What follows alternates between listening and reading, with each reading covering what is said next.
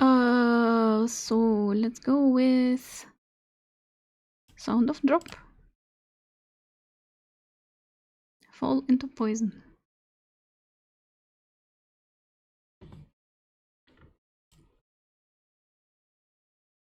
Edit stream info.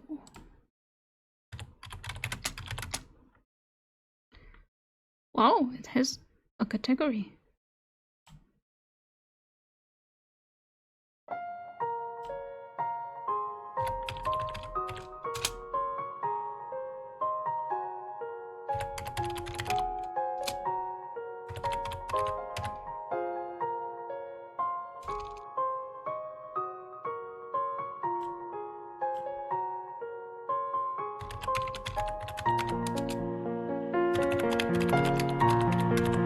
Ooh, this is some nice blink plonking.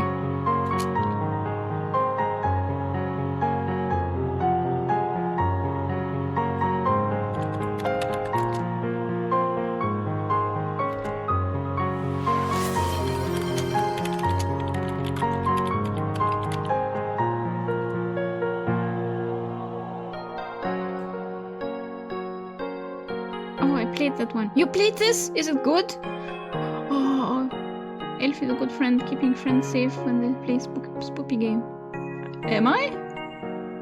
I sent you a Steam key for a new visual novel. Oh! But... where do you send it? I don't see it. Did you send it on Discord? I've been nagging Elf to play it. Piano time! It's okay, I'm not unhappy that I read it, but it wasn't one of my favorites. Oh, well, we're gonna check out the demo, and then... Alright. VN...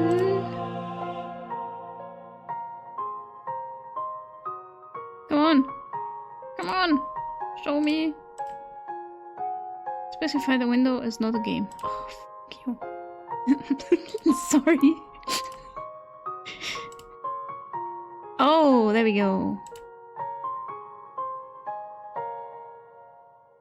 I see double. 4 windows.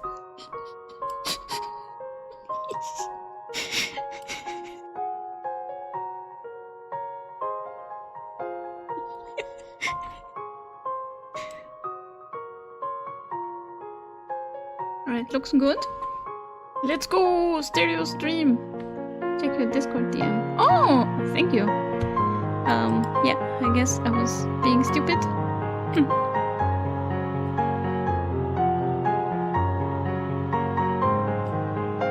Mint! Tsunagare School. Oh, that sounds good. And it's a new psychological visual novel. Would love to see you play it. Nice! Thank you. Yeah, I will check it out. Thank you for joining the Discord.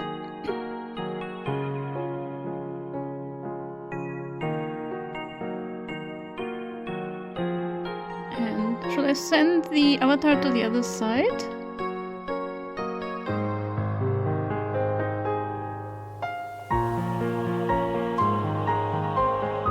Reading glasses, I hope everyone.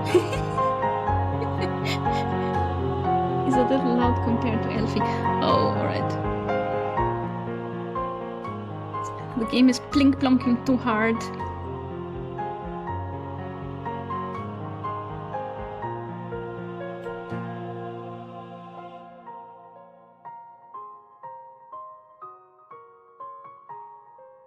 She still looks so worried. Oh no.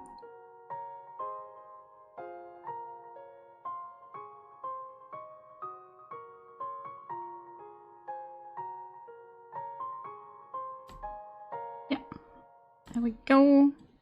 Right, let's go. Start, I'm guessing.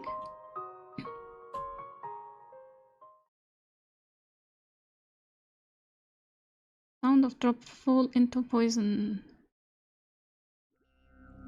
So, is there a drop falling into poison? Or poison falling into something else? Before she realized it, the girl was standing before an imposing door. The girl occasionally came to a mountain aquarium alone. She watched the manta rays, she watched the jellyfish, and finally she decided it was time to go home. Did she watch the guppies? Is the game still too loud? I'm feeling like it's too loud.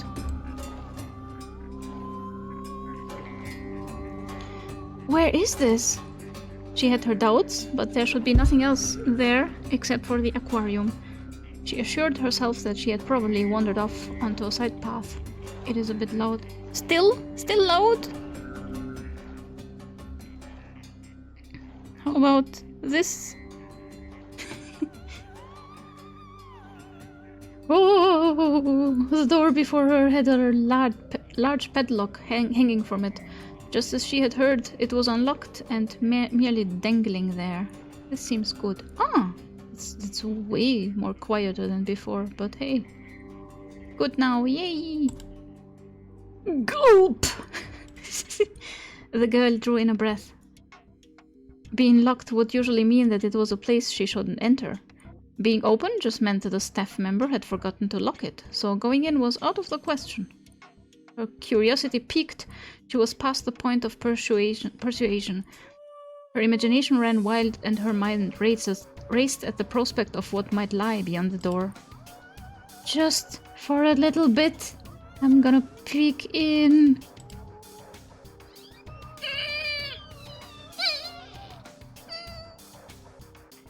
She opened the door and saw lots of glass tanks. Several types of fish hailing from the deep seas, from football fish and oar fish to pelican eels and barrel eyes, were swimming about. Why isn't this an exhibit? Maybe because it's dangerous or something? She thought it over, wondering why this would be in a closed-off area. Behind her, the door shut on its own. The girl spaced out, staring at the deep-sea fish swimming about. They would leap from the tank and swim in mid-air. The entirety of the room was the fish and the ocean.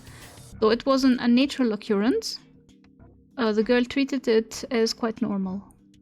Illegal fish market, yeah.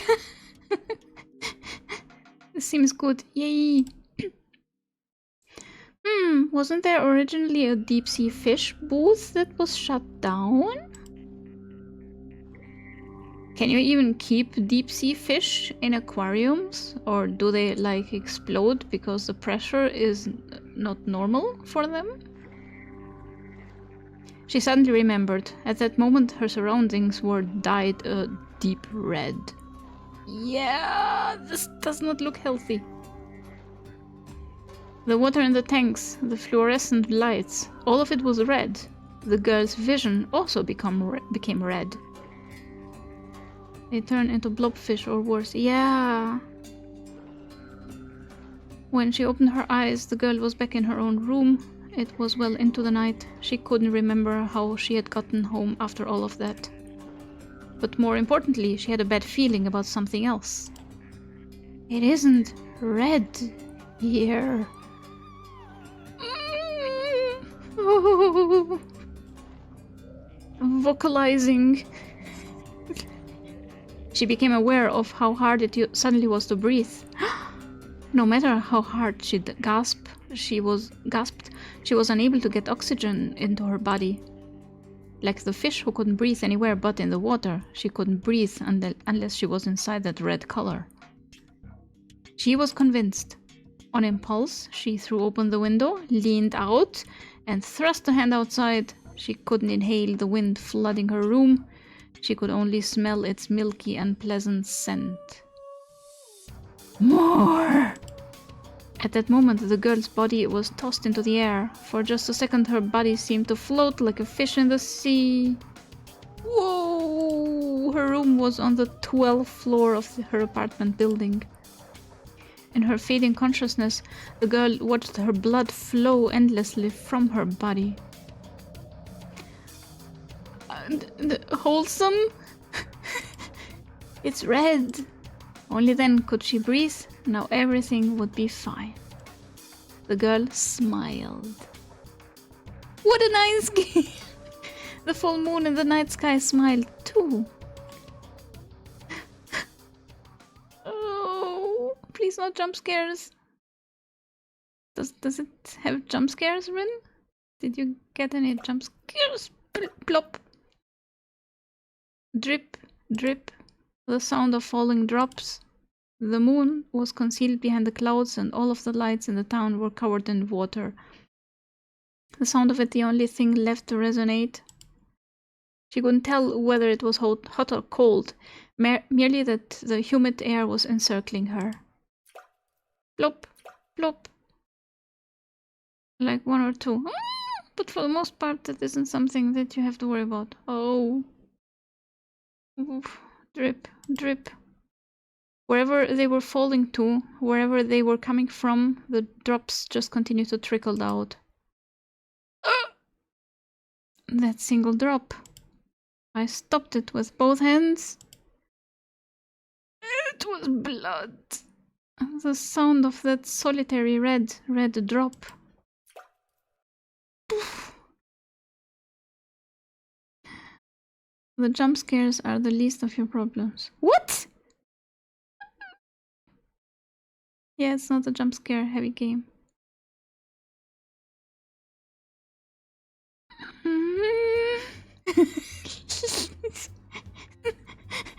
What is that? There are no hands on the clock. Hey guys. It's more atmospheric, I'd say. Yeah! Rain is happy. Or at least there's an urban legend that goes like that. Talking about Mountain Aquarium again. That's your new thing, isn't it? She became smaller. She was standing on the table. While stuffing her lunch into her mouth, Tamagama Himeno spoke, her eyes sparkling. I had no idea which point in the story got her so excited. That's right! Isn't this the scariest part? That the girl jumped to her death smiling after coming back from Mountain Aquarium? It's pretty bad. I should not sound so carefree saying that. Anyway, girls, so scary. Ah, they are the true horror.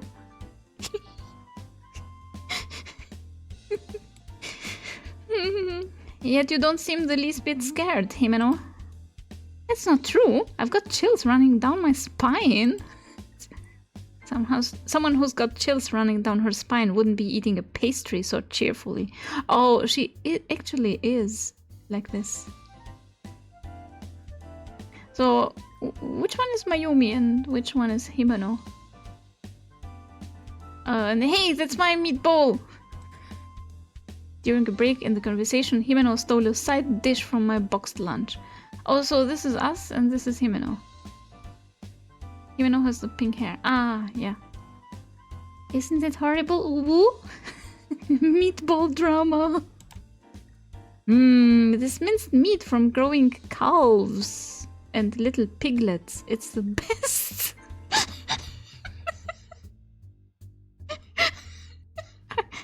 I thought calves as in the ones that go in legs. Oh my god, Himeno. Oh. Why do you have to put it like that? Jeez, why do you have to make me lose my appetite? I'll give you the rest of it. Alright, I'll take it. Yoink. Himeno takes the rest of the meatballs from my lunch with amazing rhythm. The reason that I, Nakanobe Mayumi, lost my appetite wasn't because Himeno's story scared me or anything. I'm not scared, shut up. Mountain Aquarium and I are connected in a way that I'd rather not think about. Of course, Himeno has no idea about that connection. If she knew, she'd never mention Mountain Aquarium around me again. Himeno eating babies. I can feel their suffering, scary anime girl. At the same time, I've been afraid that this thing might cause Himeno to stop talking to me. Himeno is pretty much my only friend. Oh, I feel sorry for you. It isn't that I haven't talked to anyone since entering junior high, just that the only person I can actually call a friend is Himeno.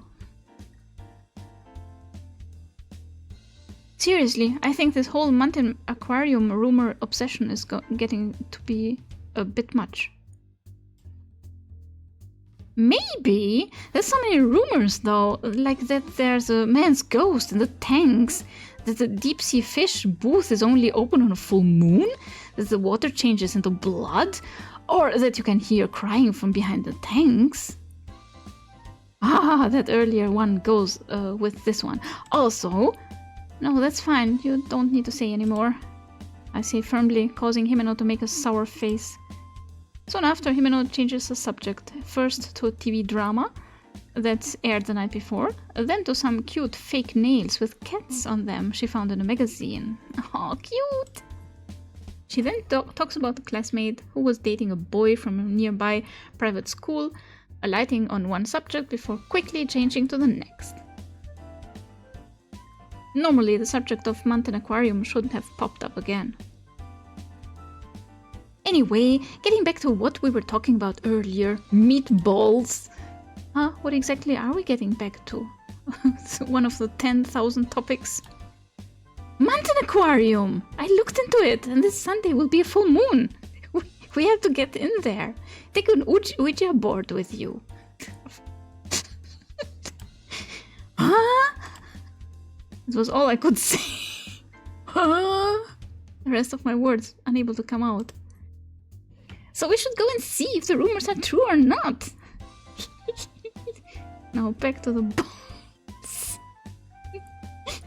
Give me all your balls. But I know you aren't interested in stuff like urban legends, Mayu. Mayu-chan, like in Paranormal Site. Mayu Chozawa. But next week we'll start preparing for the end of the semester and I won't be able to hang out with you. Lately we haven't gone anywhere together, have we? Mayu-chan, yes. Oh no. What? Rin. Oh shit, ad break is coming in 1 minute. Alright, if the full moon was next Sunday, I'm sure Himeno wouldn't have said anything, but I suspect because it happens to be this Sunday and next week happens to be our exams, she's chosen Mountain Aquarium. I know that I'm not hiding my confusion of my hesitation very well. Even so, Himeno turns her carefree grin my way. Since it's an aquarium, even if the rumors aren't true, we can still have fun, right? Come on! Don't be a party pooper. Well, that's true. Usually, anywhere I go with Himeno, I have fun. Whether or not we'd have fun was not what I was worried about. By the way, Mayu, in the east building of Mountain Aquarium, they have a Haagen-Dazs. Oh, now we're talking. It's not about the fish. It's about the ice cream. Alright. It seems like a good cliffhanger for the ad break. Please enjoy the ad break. Have some stonks, some more stonks. And oh god, it's such a blessing that the game music is playing outside the window. Oh god, it's the little things that make me happy. Fun times watching the fishes. If I open a business, I'll make sure to spread rumors of people dying if they don't spend enough money. Oh, that is brilliant, Princess Susanna. I love it. And bring Chucky for the fishes. No Chucky. Now I want ice cream. Go get ice cream. Yeah. Right, then go get ice cream during the ad break, and I will see you in a couple of minutes.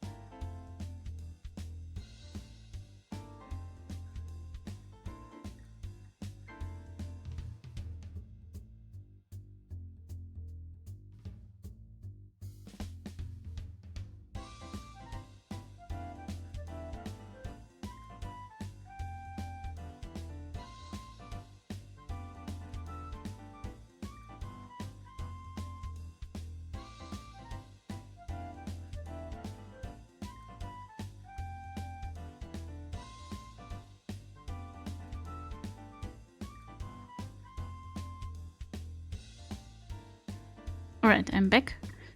I didn't have ice cream, but I had some yokan. That's azuki bean jelly. It's delicious. Yeah, I found the quote. We cannot give the chocolate to the fishes before we have explored their thornous feelings. It's the rule.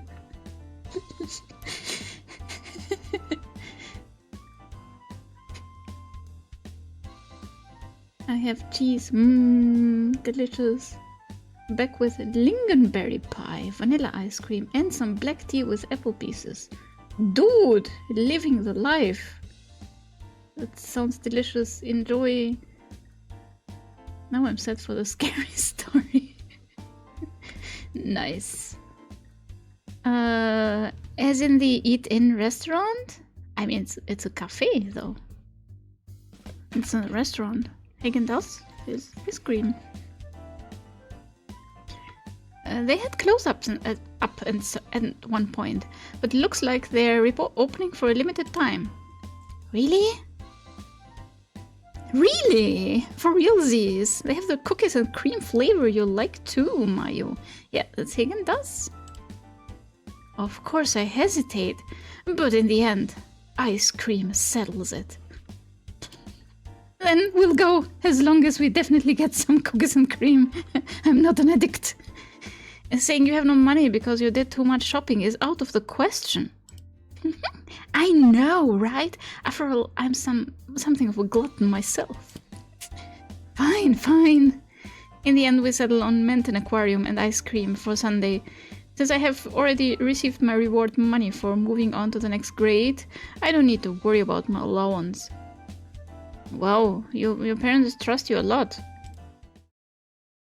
Still, it's been 5 years and the music stopped. Did you say something, Mayu? Nope, nothing. Flashback music. I bite my tongue, covering the words that had carelessly spilled out. I'm looking forward to the aquarium. It's probably been about 10 years. No, wait, that's Himeno saying that. I'm looking forward to the aquarium. It's probably been about 10 years. I'm looking forward to the cookies and cream. It's probably been about 10 years. Ice cream and fishes. I wonder if there will be a potato jump scare. No potatoes! Oh god, imagine you find that potato and then it's all rotten and scary and it growls at you. I've been here for 10 years. I've had time to think. Oh. It's like, you know, the GLaDOS potato. Oh, it's you again. It's a basement potato.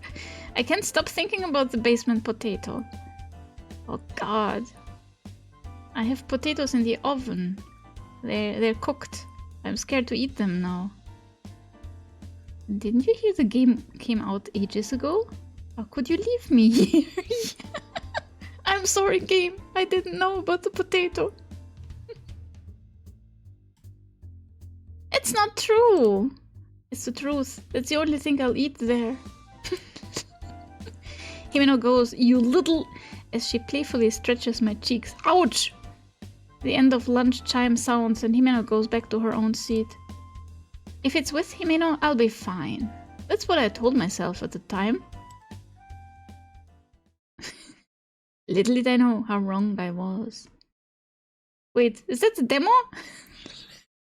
Come on!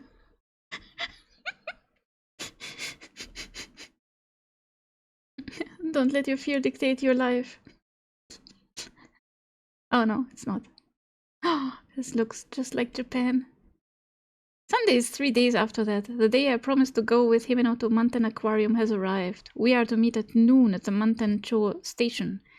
As is customary for me, I arrived 30 minutes early. 30 minutes early? Dude. Like 10 minutes early is fine, but you do this on a regular basis? But the fear is delicious. GG's. Thankfully, my snacks aren't wasted now. I mean, we would play another demo after that if it ends too soon. But yeah, demo's over. Let's go home, everybody. GG's. Leaning against a pillar, I do nothing but space out. Derp, derp, derp. Tons of people pass before me. Montana is really crowded on days off. Even so, there aren't really that many families or groups of students. Everyone around me appearing to be adults.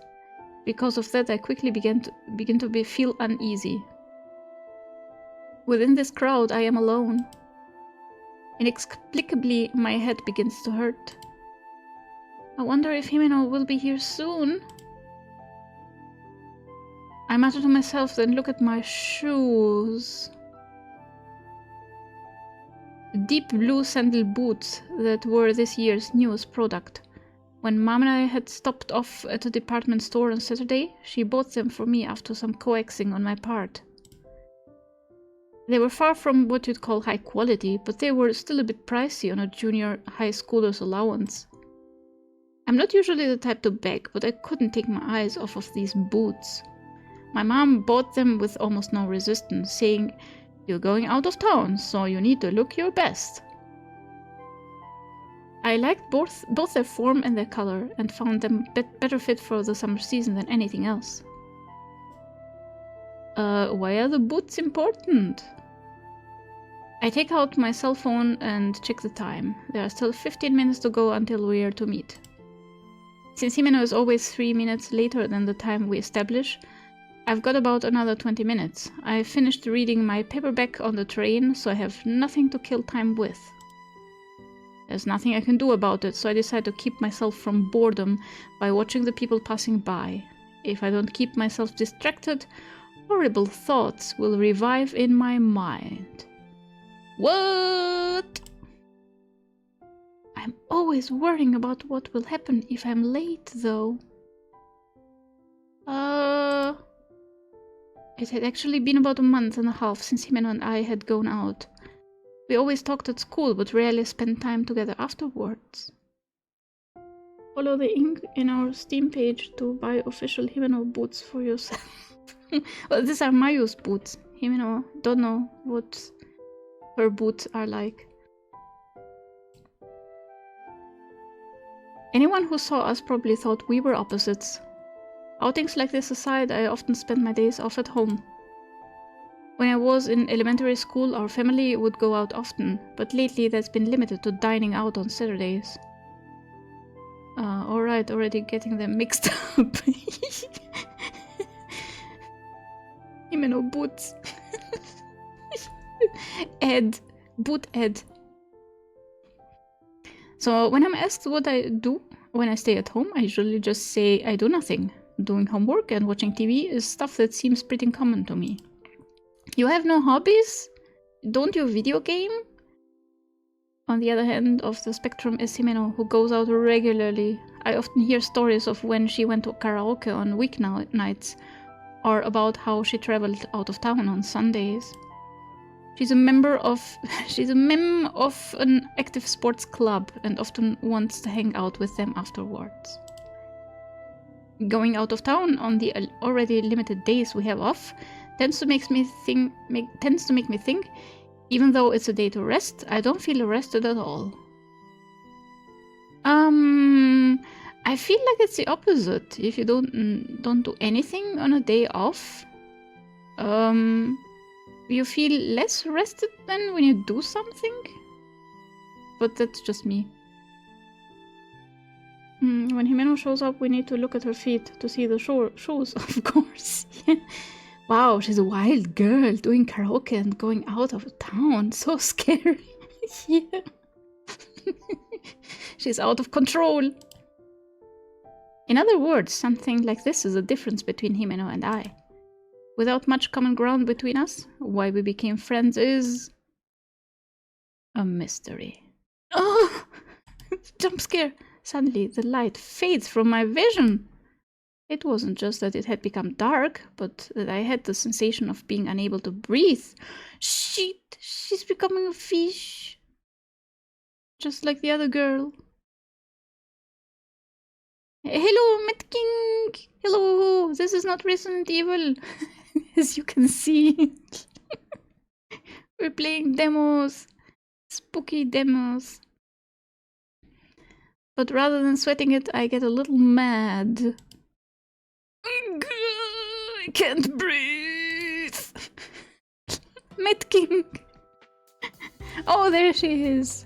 Oh my god. Your shirt and your hair match. You look like a piece of bubble gum. Ah, sorry. Hearing my wordless protest, Himeno pulled her hands away. I get playing the Who Am I game while covering someone's eyes. Oh, but covering up someone's mouth too was just like Himeno. Who am I? Oh, this is why she can't breathe. She's covering her eyes and mouth and nose. Guess who am I? If you guess right, you get to live. But we didn't get ice cream. No going fish now. I mean, they're getting there. This girl hasn't had ice cream for half an hour. She is pissed. Himeno gum, yeah. I have to commentate on a stream in about 3 hours and need something to listen to while working my chemical engine, so I'll mostly be in lurk mode. Enjoy lurking! Good luck with your work. When I puff out my cheeks and object, Himeno just smiles at me. It's because you were staring into space, Mayu! Oh! Instead of apologizing, Himeno blew on the nape of my neck. Without thinking, I made a weird sound. Embarrassed, I look around 2 or 3 times, but the pedestrians walking by seemed unperturbed and didn't even look our way. The culprit who had surprised me moves in front of me before I realize it. You're mean, Himeno! But I got to hear something good. You're suffering. No, you didn't. Moreover, you're... As I say that, I check the time on my smartphone. It's 3 minutes to noon, our agreed upon meeting time. It's not time yet? How rare. You're here early. That's rude, jeez. I'll make you make a weird noise again. Saying that, Himeno opens and closes her fingers in small, swift, grasping motions. At times like this, I know I had better change the subject or get messed with by Himeno again. Oh, by the way, did you buy a new one? A new pair of shoes? You mean my necktie? Yes, I did. I thought I should get one to match my shorts. You and I haven't hung out since around midterms, Mayu. If I buy something today, I'll really be out of money. What about the aquarium? You're still set on finding out about the urban legends, then? You know, bonk yourself. What? Of course, that's my #1 goal.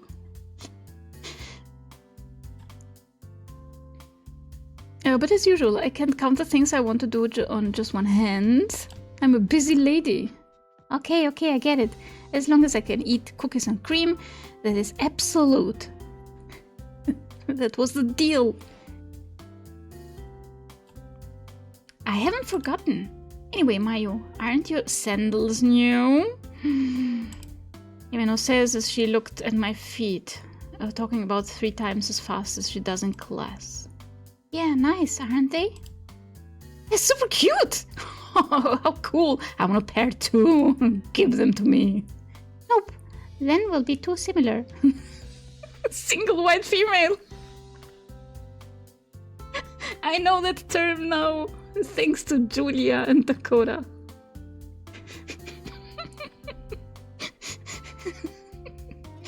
Her wardrobe is just 10 of that same shirt. And these are the only pair of sandals I have for the summer. Talking like this, it put me at ease, and like myself, who is childish, Himeno knows a lot about fashion and trends. Even here in Munten, it seems like she blends in. Most importantly, by being with Himeno and constantly chatting, I no longer feel lonely. Oh yeah, Himeno, why did you bring such a huge bag? It's for the fish. I'm glad you asked. With a hee, Himeno opens the Boston bag she had let sink down from her shoulder. A variety of things come out, such as a flashlight, insect repellent, a simple blanket, a first aid kit, matches, and snacks like chocolate and cookies. What is all this, Himeno? Where do you plan on going? She's gonna camp at the aquarium. Ignoring the twitch developing in my face, Himeno thumps her chest. Camping trip. Geez, to the aquarium. But since we're investigating urban legends, we should at least have some supplies. Rather than an investigation, the equipment she has reminds me more of going camping in the mountains.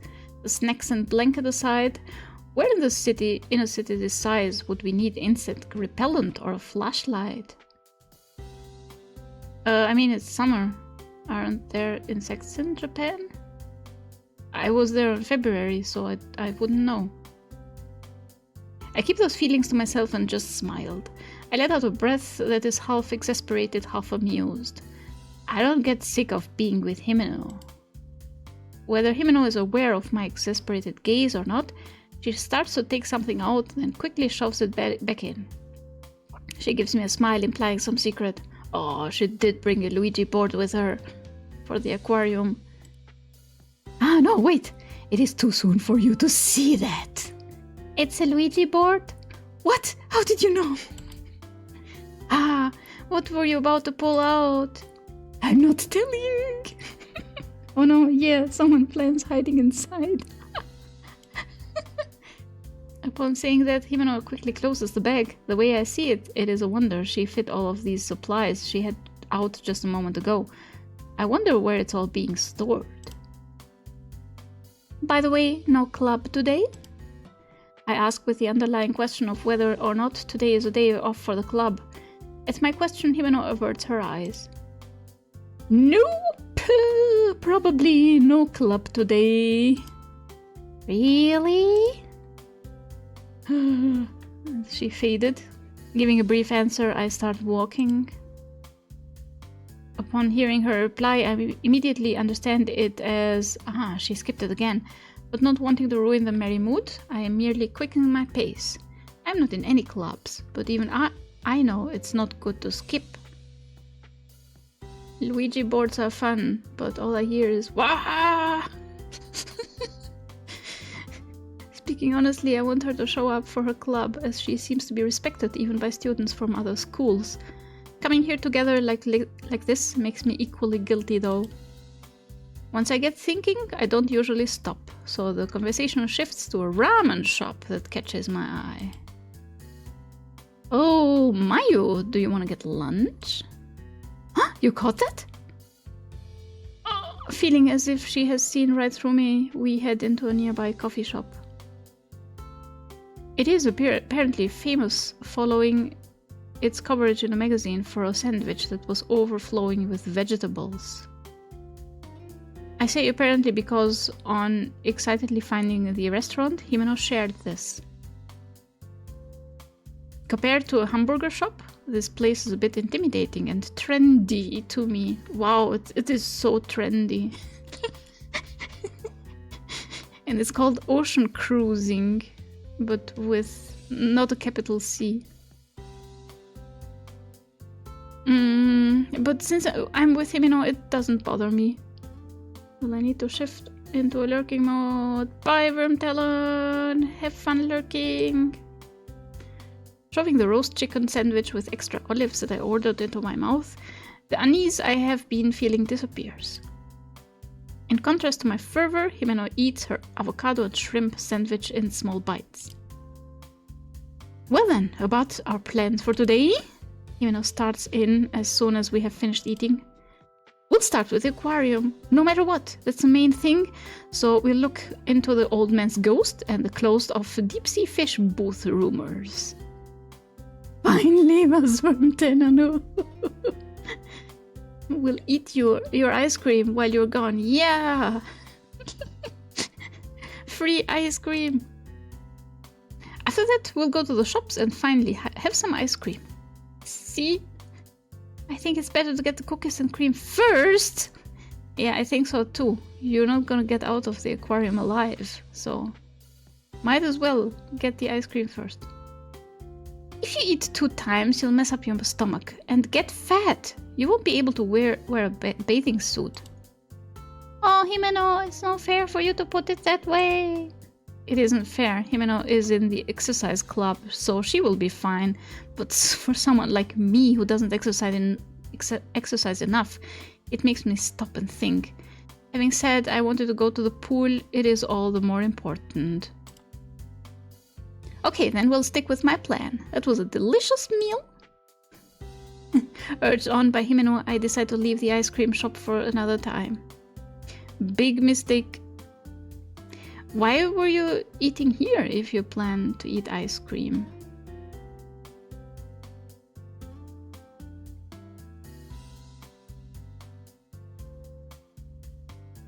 Talking about silly things together, we leave the station behind. As opposed to the station's excellent cooling system, the city streets have a peculiar humidity and heat to them that envelops our bodies.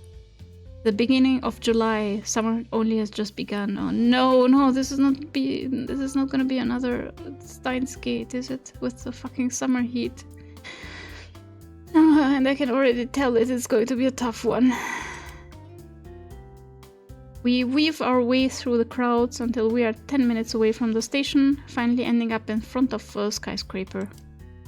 The building is a symbol for the people of Manten, a combined facility for commerce, what you might call a fashion building in reference to the businesses it contains. Manten is a town known as a place people go for amusement. If you really want to have a good time, they have a movie theater, arcades, and several shops, though you need to have money. Because of that, young men and women are more numerous than boys and girls. In this town of people older than us, Himeno scans the panels for each floor without fear, saying, the aquarium is... People are concentrated around the panels. My ice cream! Gluttonous deceiver, Himeno. Yeah, kids, if you eat ice cream one time, you'll get so fat bathing suits don't fit you anymore. Yeah! Of little help to Himeno and trying to take up as little space as possible, I leave the search to her and gaze up at the building. I look up and up, but the top of the building is so far I think my neck will snap. It's magnificent! This building was built not long after I was born. It had been finished before I could walk, but the first and only time I came here was in elementary school. The instant I think back on my first visit, my head begins to hurt. Flashback! Oh, just one ice cream is one ice cream too many. Yeah. Brogante! Oh, cute! Thanks for the huge emote! Oh, fuck! Fuck. No, I have to try not to think about it. Those are things from long ago, things from the past, things that are done. I can do nothing but deal with the pain that feels as if something is pressing against the inside of my skull. I finally hear Himeno calling me in a loud voice. Elevators this way, come on! I push away my headache. How do you push away your headache? Please, I need to know. Just push it away. Chat, if you had a headache, just push it away. It really is Steins Gate. We are doing time travel. Shit. You can remember things without time travel. Push it into next week. Just keep pushing it. We did it. and step through the automatic door. The information at the entrance and the placement of the crane game are exactly the same as that day. That fateful day, giving me a slightly bad feeling. Just don't have headaches, Elf. Yeah, easy.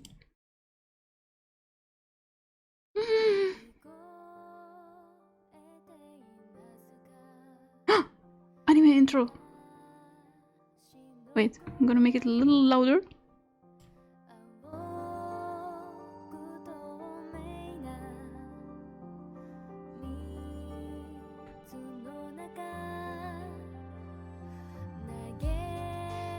Oh, this is us, Mayumi.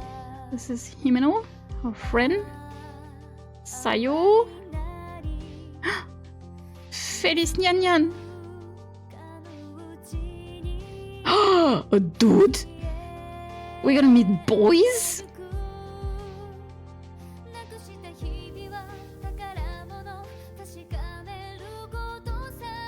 Boys are not allowed.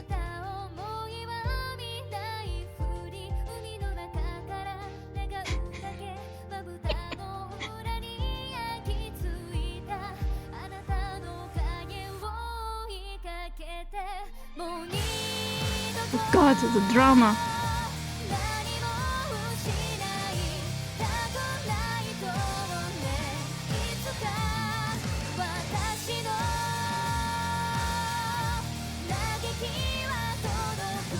Oh my god, what is even happening? Who is that girl in the cool dress?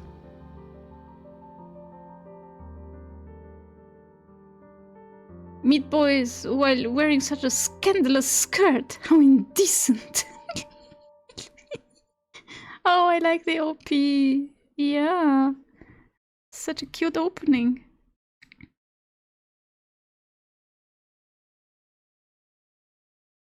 From the elevator landing, we need to head for the top floor of the separate Mountain East building. The elevator is the type that has a glass window, so you can see out.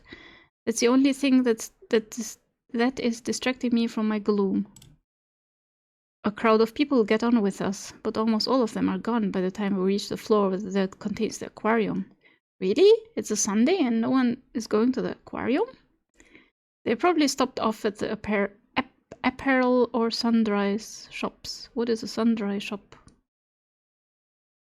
It isn't that we aren't interested, but Himeno recommends, it's crowded now, so let's come back when it's less busy. And that keeps us back, deciding to stick with the plans we made back at the coffee shop. The name feels like it's a huge spoiler though. It is a great opening. Huge spoiler? Fall into poison? Sound of drop fall into poison. What could happen? I mean, it's about water. And the opening didn't give anything out. Stepping onto our floor, the atmosphere immediately switches to a lively one. The sound of chatter are drowned out by the roar of a large fan. The lighting is dim and tinted slightly blue. The windows are also covered, giving the feeling that it has suddenly become night. As this is an aquarium, it makes sense that the concept is based around the ocean. Yes, the pungent smell of salt is a major change. Amazing! It's like we've dived into the deep sea! Sundries are like random small items. Like maybe a purse shop or magazine shop. Oh, cute. Merely good friends going to the aquarium for fun. Wholesome! Just saying, if we drop into literal poison, I am faking shocked Pikachu face.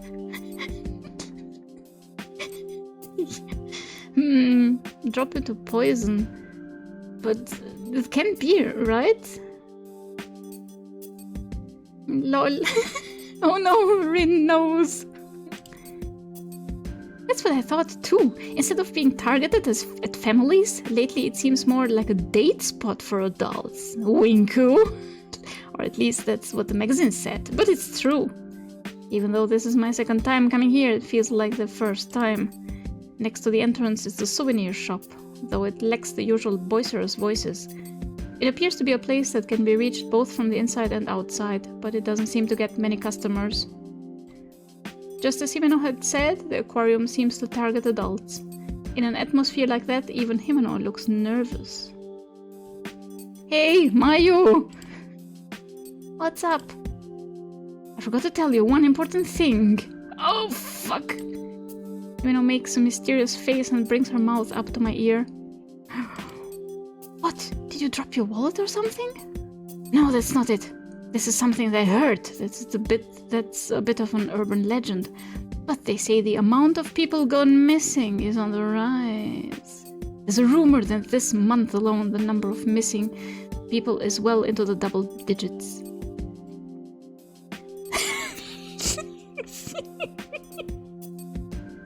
Hey Mayo, I forgot to tell you, there's a discount for couples. Let's do it for the money. Take my hand.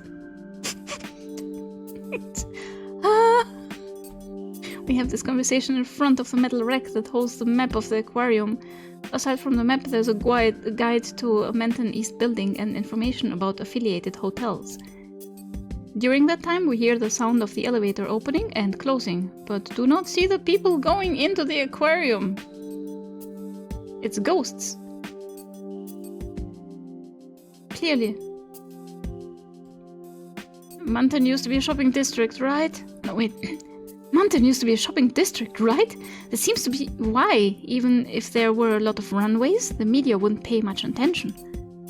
But supposedly many of the missing persons had stopped off at Manton Aquarium. That rumor? Who did you hear it from? Sources? Who indeed? No one in particular. You know how rumors spread. I saw it on YouTube. At Himeno's words, I feel a cold shiver along my spine. Regardless of how credible the rumor is, a sense of dread shoots through me. Considering my past, it is natural that I would feel connected to missing persons in my age range, especially if they are runaways.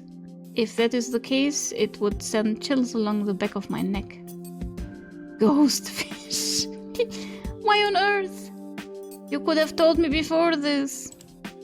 Well, I thought if you heard about it, Mayu, you might not have wanted to come. I was being smart. Oh, so you forgetting to tell me it was a lie then, you little shit. I had intended to protest firmly, but it still ended rather anticlimactically. She did not say little shit. Ghosts may exist, and they still may be unable to come back, but that doesn't mean I'm interested in visiting places where they are. This is proof that Himeno has her own strange interests, yet it still makes me feel worse, makes me feel even more worried. This rumor has a continuation. Specifically, people who saw the deep-sea fish both never came home. Himeno relays those two pieces of information that frightened me with a smile. Through the rumor itself aside, she wanted to pass over the question of why people were able to see the closed-off deep-sea fish booth in the first place, not wanted to discuss it at all. Wait a minute, Himeno. Something else is tied in beneath that fear. Something about the aquarium and the missing persons who didn't come home. That was, essentially...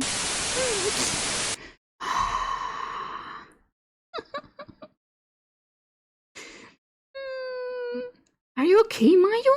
Sorry, I guess I scared you a bit too much.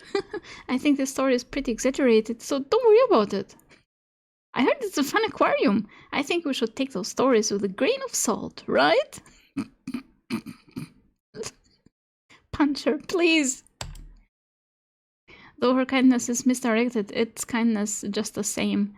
Having involuntarily sat down, I take the hand Himeno extends to me. As I slowly rise to my feet, I respond, "Yeah, you're right." To think that I would hear of a connection to my precious memory in a place like this. It's strange, after 5 years the memories should have faded. I tell myself this, then let out a small sigh. Himeno is actually showing concern, so I sit down on a bench in the rest area next to the souvenir shop. Even brings me a can of cocoa. Yeah, they have been doing nothing but eat. They ate at the cafe, they're drinking choki, and they're going for ice cream. So, what a productive day. As I'm drinking it, she buys our tickets. So kind. Yeah, I would hate someone for the rest of my life if they tried to sneak me into a place that they thought was haunted. Yeah, I mean, if they said beforehand, hey, let's check out this place, it's haunted, I might go with them, but telling me afterwards is kind of a shitty move. Glutton elves. They are little glutton elves. With her doing all of this, I have to go with her. Are you okay, miss? Unfamiliar man. The fact that I'm thinking thoughts like this canned cocoa is a little weak is proof that I'm cooling down. I've had better choki in my life. Oh. As I'm starting to feel better, a male voice calls out to me. Oh, boys, run!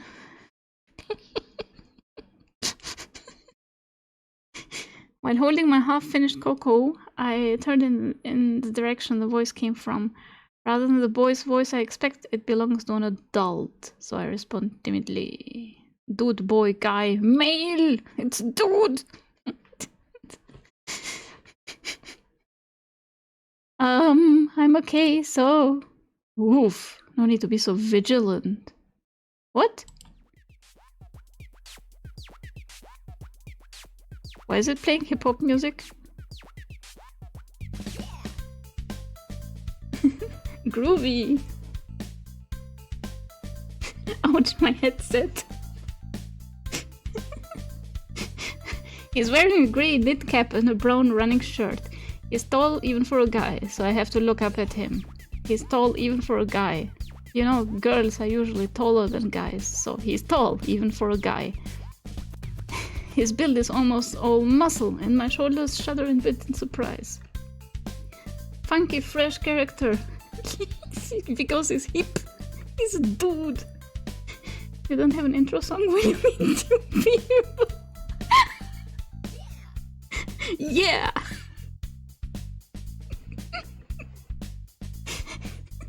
Jet, what is your intro song?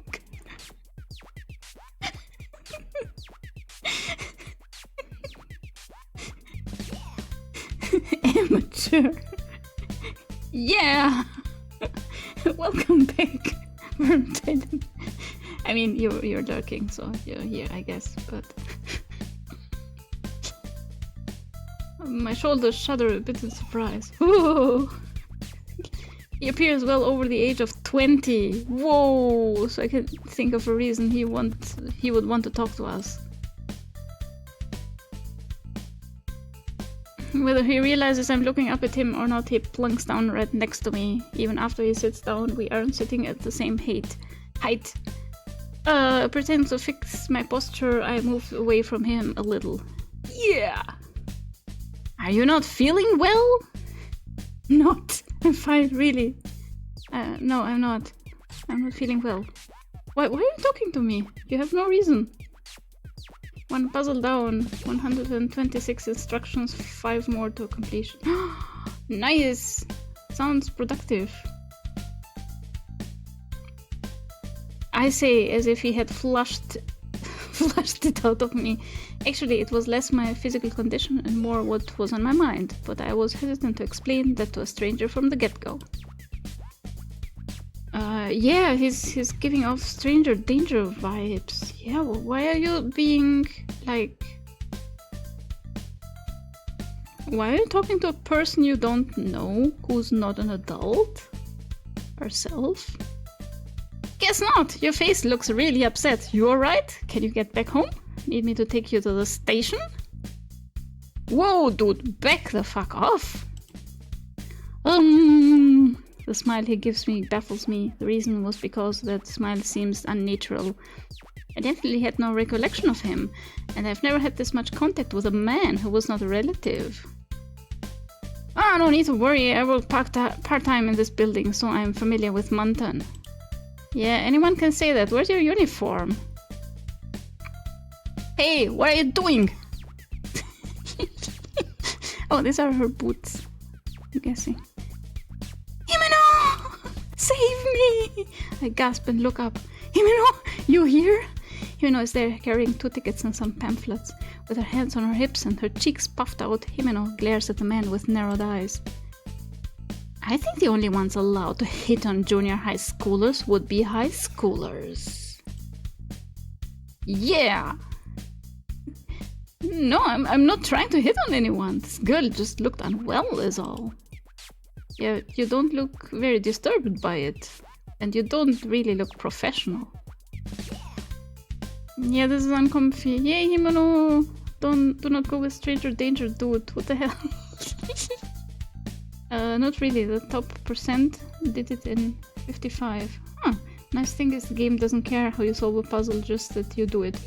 Spent over an hour on an earlier puzzle just to do it with minimal parts and took over 700 individual instructions. Whoa! That's a lot. I think it was what you'd call hitting on someone.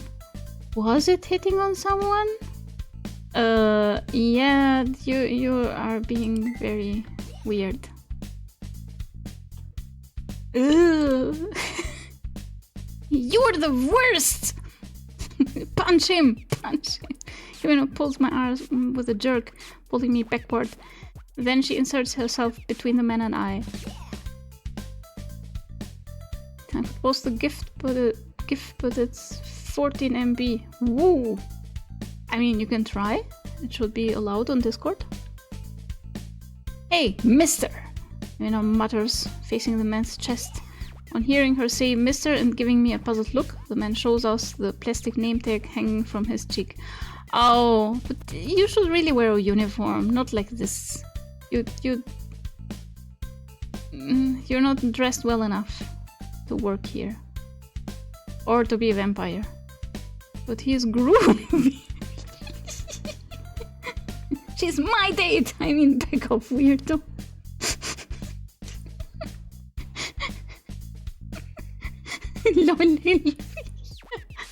Yeah. I mean, it's not a beanie, but yeah, still not up there with Panhard and Cottery's Kadir. I must have forgotten to take this off. Himeno, speaking of which, he did say he works part-time in this building. Yeah, but he should look the part and also behave differently. Ah, then is that his entry card or something? He slaps his knees and rises to his feet. He probably has played some kind of sport or something because the movement as he stands looks so effortless.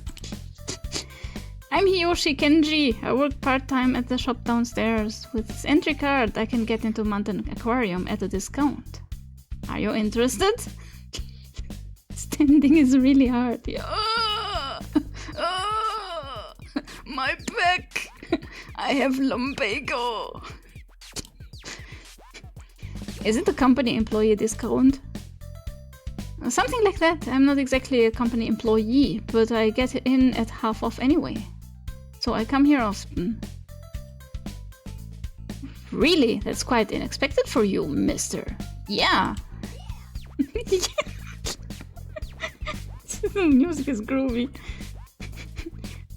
Wearing hats indoors isn't really professional look. That too, yeah. You're gonna wear that the whole day? When you become older, like me, you'll get lumbago as well. You'll crave these soothing experiences as well. Oh. And I'm not old enough to be a mister. Now that he says it, compared to us, you're definitely old enough to be a mister. Oh, yeah, speaking facts. Hiyoshi-san grimaces angrily, then sniffs in a self-deprecating manner. He appears to be a little older than a college student, so calling him old enough to be a mister is probably rude. but Himeno only said the impression he gave was pretty close. With the aquarium as a shared point of interest, Himeno's attitude towards Hiyoshi-san softens. As proof, Himeno talks with Hiyoshi-san about the shops in this building.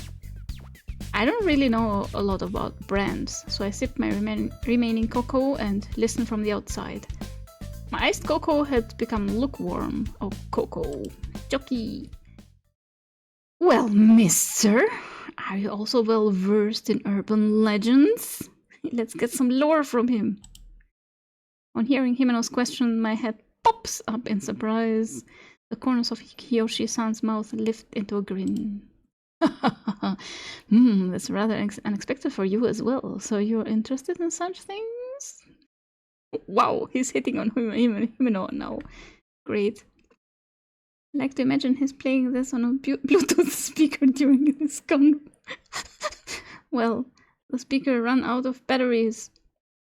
Gave it a try, no promises it went through. My average solution GIFs are only 2-3 MB. Ooh, yeah, I'm guessing for GIF that's huge, 14 MB. Of course I am. You're only young once, so you have to satisfy your curiosity. We're looking into the closed-down deep-sea fish booth. There's a rumor that it's open on the day of the full moon. Do you know anything about it? Yoshi-san places his hand on his chin and looks down, grunting loudly. He glances at me, looks over the entrance, then finally turns to Himeno and opens his mouth. I think you need to give up on that one thing.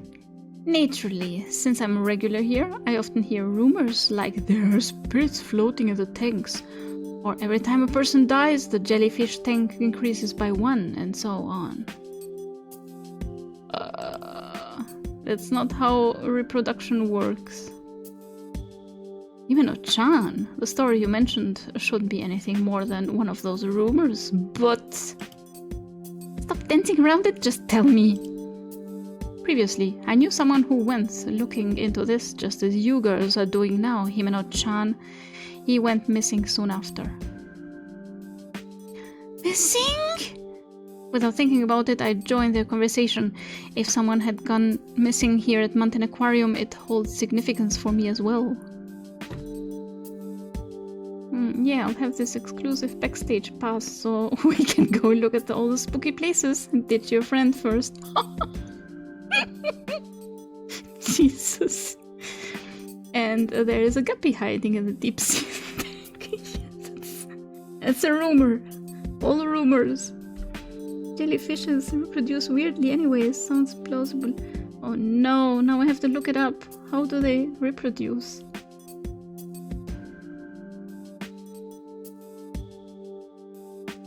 Is that for real? I glance back in surprise. Himeno is still looking at him with doubt in her eyes. Hiyoshi-san listens to what Himeno said and with a playful smile responds, "Just kidding, it's a lie." I wonder if it is a lie. Because of the words he muttered, my curiosity has been piqued. I couldn't imagine the tense face he made as he told the story of an acquaintance who went missing being faked. That's right, but if that's the case, then this really might interest you, Mayu. I've thought from the beginning that it would be better just to give up. No way! I already bought the tickets anyway. For real, no cap. Jellyfishes reproduce weirdly. I mean, I'm wearing a cap, but you know. Himeno's face shows that she's enjoying herself to the end, and she takes my arm to gently pull me closer to her. This was the signal that she was ready to go, and in my mind I prayed that nothing would happen. Well then, wanna walk around with me? No way! Yoshi-san calls out to Himeno, who has said later, but it's me rather than Himeno who hears him and spins around first, so I make eye contact with Yoshi-san and say, "No way! I think we'll pass." No way! For some reason, unaware of what I was doing, I flat out refused. Are you gonna give me the player Are you sure about this? On hearing my insistence, Himeno takes my hand and begins giggling. Jellyfish are immortal as well. Ooh. Mayu, that made the old guy feel bad. His face. I'm so sorry. Realizing I had said too much after all, I turned to him and bow. Yoshi-san apparently mutters something in a low voice, but because of the distance between us, I can't make out what he says. Himeno is so happy the third wheel fell off. Mayu, that should finish it.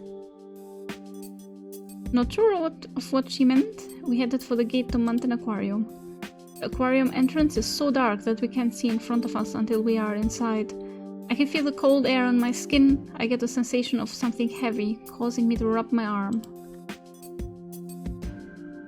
Naturally, there is no mark indicating something has touched me, and called back by Himeno's, "Hey, let's go!" I pass my ticket through the machine.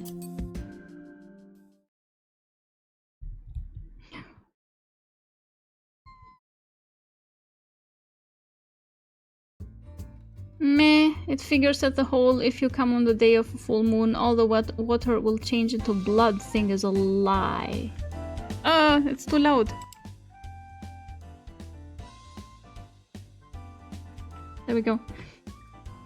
The water is normal. I'm disappointed. Of course it is, jeez. Right away, Himeno says so regretfully. Even so, she is still unable to hold back her excitement at having come to the aquarium, and her steps are fittingly light. As we come out of the gate, there are several small tanks nearby. Mountain Aquarium is first and most celebrated exhibit is the one displaying fish native to Tokyo Bay. There are 4 tanks in this corner, from left to right, each one showing the environments of the river flowing into Tokyo Bay. Brackish waters, shoals, and open water come one right after the other. Himeno giggles as rockfish, porgy, and other fish we recognize from the supermarket are also there. Snacks! This booth also showcases environmental problems in order to prompt consciousness of the issue, causing tightening in my chest. Water pollution is a serious problem. Tomorrow I think I'll try asking Mom to use a little less detergent. Wow. Suddenly it gotten like this. Himeno's reaction is the polar opposite of mine. Even as I'm reading the panels, she's uninterested in the display. Just like that, I read every last panel. Himeno has long since stopped watching me, crossing her arms and puffing out her cheeks. Thanks for waiting, Himeno. Jeez, you're too serious, Mayu. If you act like that the whole time, the day will be over. They'll close. I'll be fine. It'll be fine. This area isn't that big, and it's not like I'm going to read everything. Oh, you just did! As soon as she hears what I said, an expression of dissatisfaction appears on Himeno's face. Well, let's head to the next area. Next is the tunnel tank. There might be ghosts, or maybe they'll be with a human-like fish. The what?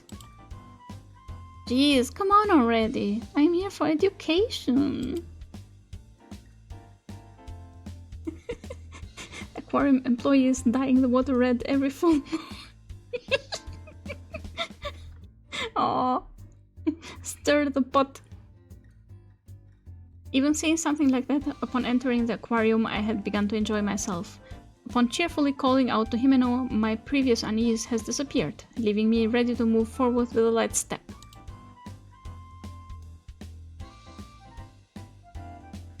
Oh god. Amazing! That reminds me of Resident Evil 6. The level with Chris and Pierce. Really amazing and pretty! With no door to partition this booth and the next, passing beside this tank took us to the next one, where larger breeds of fish swim about. It starts in 40 seconds. Whee! Whee! This is no ordinary tank, but rather a giant tube-like tunnel, with the left and right sides connected above our heads in an arc. As we walk through the tunnel, we are able to watch the fish moving about in 3 dimensions. We bring our faces as close as we can to the glass, giving the illusion that we're in the ocean. Bloop, bloop, bloop, bloop, bloop. Just watching the mantas, the rays, the various types of sharks, and the sea turtles can be intoxicating for us humans. When I was a child, I thought the ceiling might crack, but now I pass that feeling up, leaving only the throbbing of my heart. The water is a giant bundle of blue, various colors within it, shooting every which way. Being able to see how big they are up close. Oh god, the ad break started. Alright, let's take a little break, and I will see you in a couple of minutes.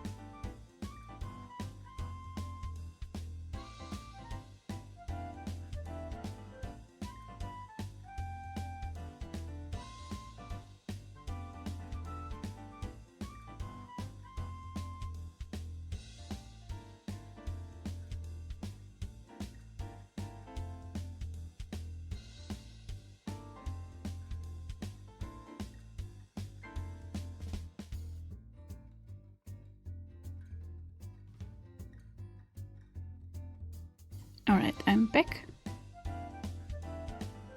And I checked the Discord and the GIF does not load. It's empty. So I guess it is too big. Well, what can you do?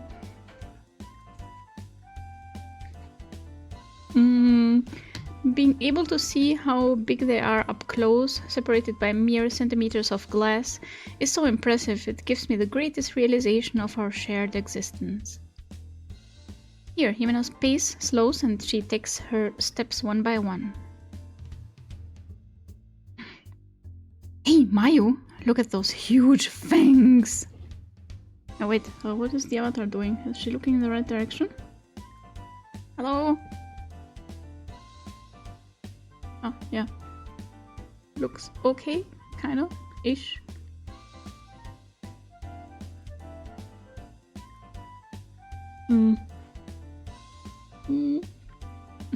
Other way! Other way!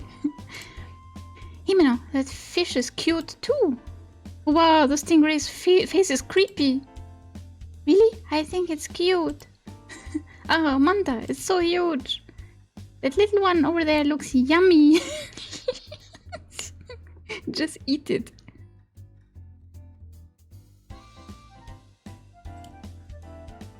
Talking as the words come to us, our conversation seems out of sync. Our feelings of being touched, however, are the same, and Himeno's enjoyment is obvious. Being surrounded by the water and the fish as we are, we feel as though we are freed from any sense of time. Oh no! Mayu, doesn't this Ray's face look human? Maybe so. It does. The mystery of the human-faced fish is solved. But naturally, well, if you're okay with it, then so am I. Thus we learned the true nature of one of the urban legends. I was fine either way, but for Himeno this way is probably best. Though from Himeno's enthusiastic stance, even as she watches the fish, she probably realizes just how implausible it all is. Rather than get tired of it though, I'm having fun. We move leisurely through the tunnel, coming to a stop at the center. Up to this point, only the big things have caught our eyes, but on closer inspection of the tank, there's also sand piled up to our knees, with shrimp, shellfish, small fish, and other such creatures dwelling there. Figured the fact its size is more based on the length of time than the size of the area used. Made it stupid big. Yeah, that's possible. Compared to the manta rays, the small shrimp, which can't even be considered child-sized, seem so cute and innocent as they swim about, breaking through the sand. Hey, look, Himeno!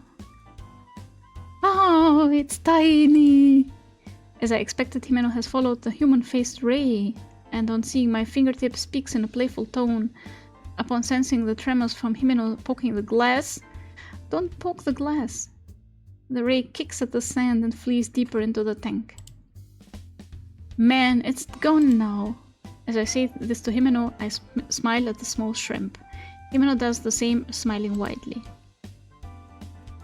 Before long, the two of us are looking up at the ceiling, toying with the question of just how high it is. Even looking up, we can only see the fish swimming, never the ceiling itself.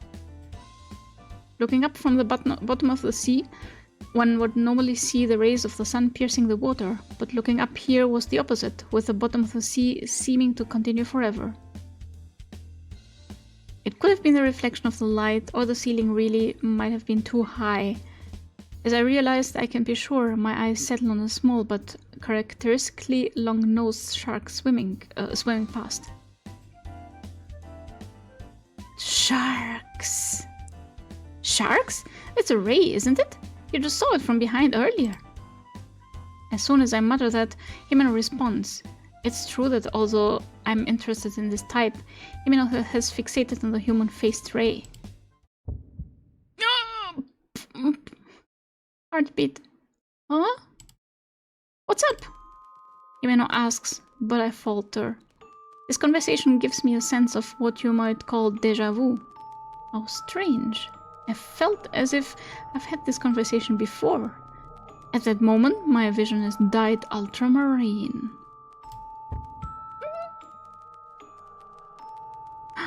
Oh god! Oh, it's blue.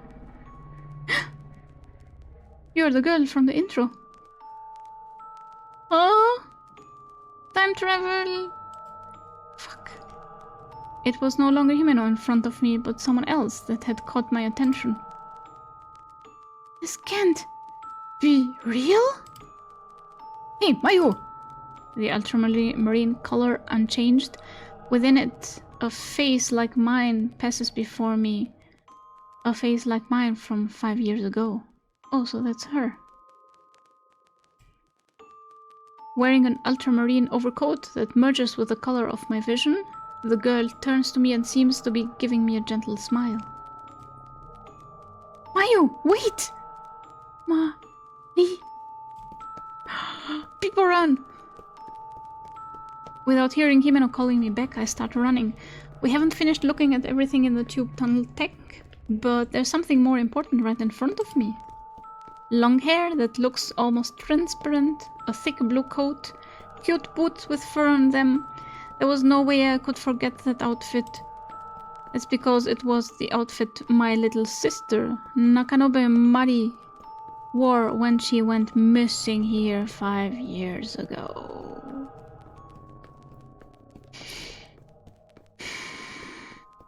Welp, I guess she's a fish now. The girl quickens her pace, as if playing with me, and disappears out the other side of the tunnel.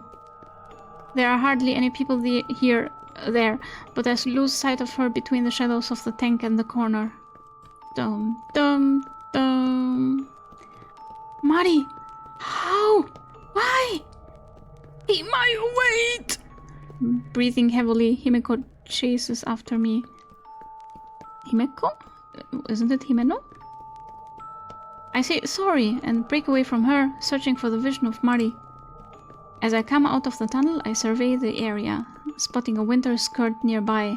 I chase after that swaying form. Behind me I can hear the intensity of Himeno. See? Himeno's rushing steps and quicken my pace. Yeah! Having fallen into a trance, I realize what's going on when I slam into someone and fall on my backside. Oh, it's a goth girl. Hello, goth girl. The girl clicks her tongue as she picks up what she had dropped. As I start to say excuse me to her, she's already moving past me and running off somewhere. Because of that brief incident, I'm unable to find my way out of my confusion. Anyway, Mari! I feel bad about the person I'd run into, causing me to feel flustered. In that exchange, I lose sight of both that long hair and that long skirt. But you were going this way, right? I'm not sure where I'm running to, but I think you can say I'm definitely running with all my heart. I pass between more tanks than I can remember, but I don't pay them one bit of attention. I just continue following Mari's back, running. Mari is just as bashful as she was the day she disappeared. We don't know where you're running either. All these pitch black screens. Yeah. Where is she going? Mayu, get a hold of yourself! Those few words end my chase. To be more accurate, it was ended by Himeno herself, who had grabbed my wrist. Oh, you suddenly took off and you wouldn't turn around no matter how many times I called you. Even when you dropped something, you had no idea. What happened all of a sudden? Wait, Himeno, if I can go after Mari, I'll explain everything. So... It's the Helena method. We have to go there, then I will explain everything. It's even about her sister. Hold it! Objection! I look back at Himeno upon hearing her extremely hurt voice. I see tears forming in Himeno's eyes, and I turn my whole body to face her. She's still seeing ultramarine. I stand in silence like this for several seconds. If I tell Himeno about Mari, I'm sure she will regret bringing me to Mountain Aquarium. When she followed me, she had to have seen Mari. It's natural that she would have some misgivings about me chasing some total stranger, since she doesn't know Mari. Even so, I'm not sure what to say. If I apologize now and play dumb, we can probably go back to playfully searching the aquarium for more information. But that is not something I can do. It isn't the similarities that are the problem. Mari is here, and just as she had been on that day. There is no way I can go home without taking her with me. Mayu, tell me what's going on. Who is Mari? Why do you keep running off without saying anything? Oh, she's crying. Tears are pouring out of Himeno's eyes. I can't understand why she's so sad. But still, my little sister. My little sister, she was here. Little sister? See, the girl I was chasing, she's my little sister. Mari disappeared 5 years ago at this very aquarium. Looking at Himeno's tear-stained face, I no longer feel like hiding anything. Perhaps in the depths of my consciousness, I'm hoping Himeno will become satisfied and say she wants to look for Mari with me. Dude, I came here to chase ghosts. I didn't expect to meet a real ghost. I said you're calling someone... we are calling some other girl's name and not paying attention to her. I will explain in more detail later. On top of that, when I look back once more, Himeno squeezes my hand and holds me back. You tell me right now, miss. This is the gentlest but the strongest that she's held my hand. I should have told her marriage. What? No. Himeno stares into my eyes, then tilts her head to the side. What do you mean you were chasing someone? I told you that little girl was in front of me, wearing the ultramarine coat and the boots, remember? That was Mari, exactly how she looked long ago. Long ago, 5 years. Mayu, snap out of it! Himeno shouts. It isn't simply a loud voice, but one weighed down with great sadness. Really? It's weird. She's still crying, too. What is going on? It definitely gets through to me, but that doesn't mean it will stop me. Because without a doubt, I was right. Mari had been right before my eyes, so I had to chase... Let's just say that, even if this Mari girl is here, she would have grown in 5 years, and her clothes wouldn't be the same. It's summer, so she wouldn't be wearing a coat. Moreover... She was here, I saw her. No, Mayu, no, you weren't chasing anyone. You just took off running, leaving me behind, okay? Could you just calm down for a bit? Our tickets will get us back in, so how about some cocoa in the rest area? More food, yay! I think you're tired, since you were a little shaky earlier. Himeno seems pretty frantic, so I know she isn't lying just to persuade me. But there's no way that my seeing Mari there was a lie. That's why I start to speak without really knowing what I want to say.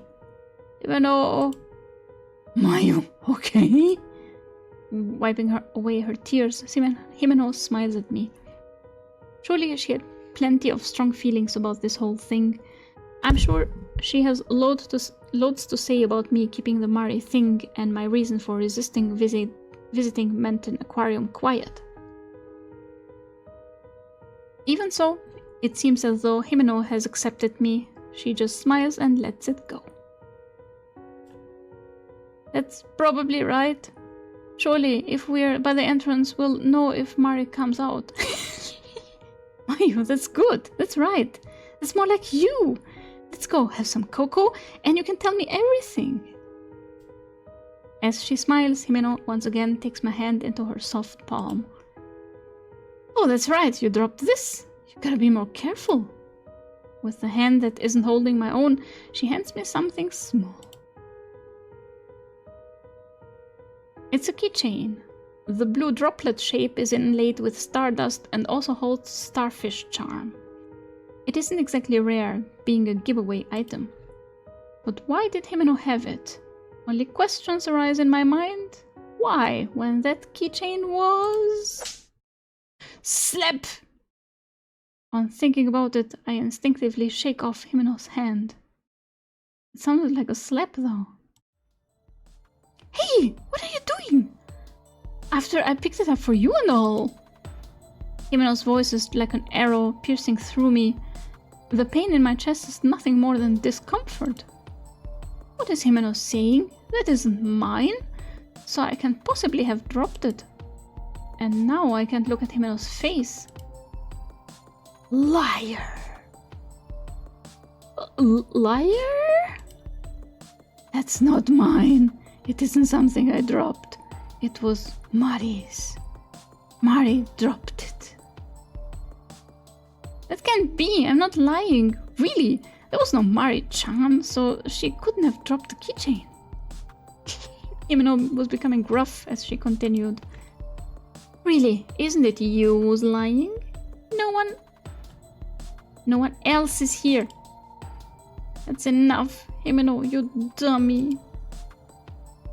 Saying only that, I turned my back on Himeno. When I glanced back, Himeno's shocked expression is getting further away. She was there. Mari had definitely been there. Because the keychain Himeno had, it belonged to Mari. There was no way I could forget. It was just before Mari went missing.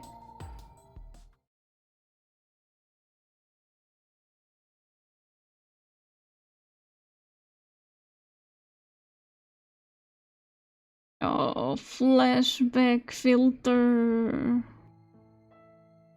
For the two of you, just this once.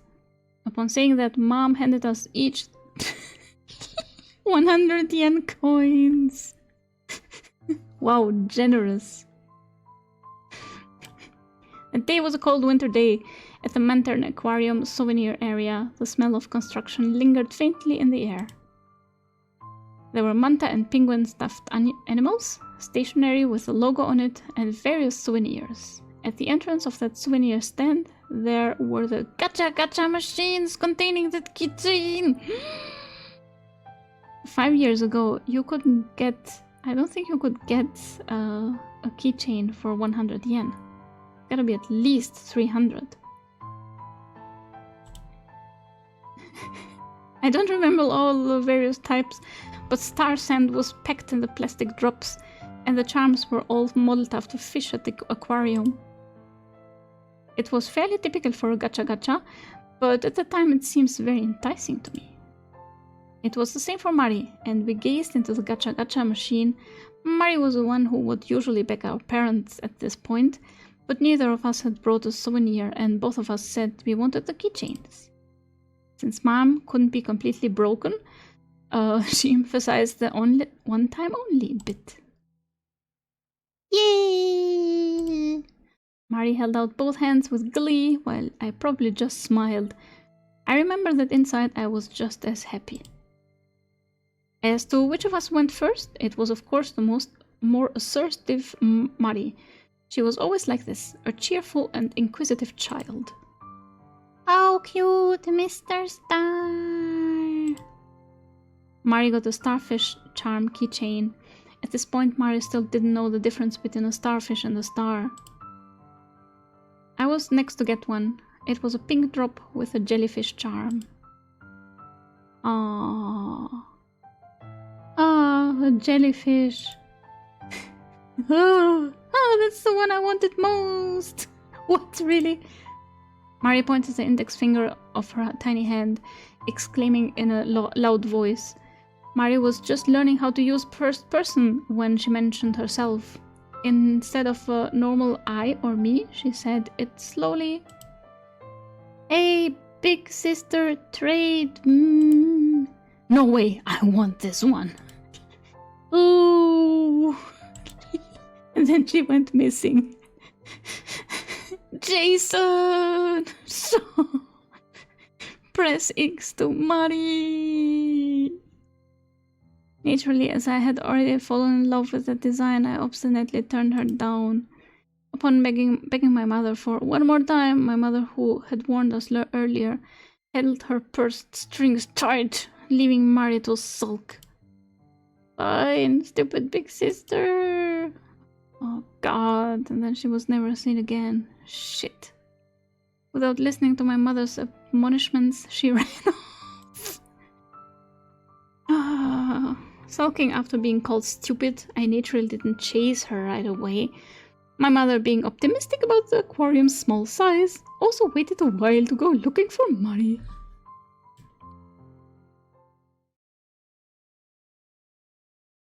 And now, all I'm left with are my regrets. If only I had gone after her sooner. If only I had traded her keychains in the first place. Even so, the past is unchanging, and I am left with only my regrets to bear. So, in case I could ever trade with Mari again, I've stubbornly carried around that keychain, the one with the pink droplets shape and the jellyfish charm, like a treasure. I rummaged through my bag, seeking to feel the keychain in my hand. Huh? Why, at a time like this? I had forgotten to bring it. The keychain wasn't in the bag, nor in my pockets. Dum dum dum. The trade happened. A sigh naturally slipped out of my body. After all, I've lost sight of Mari, and straight from Himeno. Himeno has the building map, so there's nothing I can do. At that moment, a pungent aroma floats by and causes me to speak in surprise. Unable to bear the irritating stench, I pinch my nose. Still, the stench seems to twist in my nose. It's made of the smell of sewage, sulfur, and the nauseating stink of vinegar. Squish!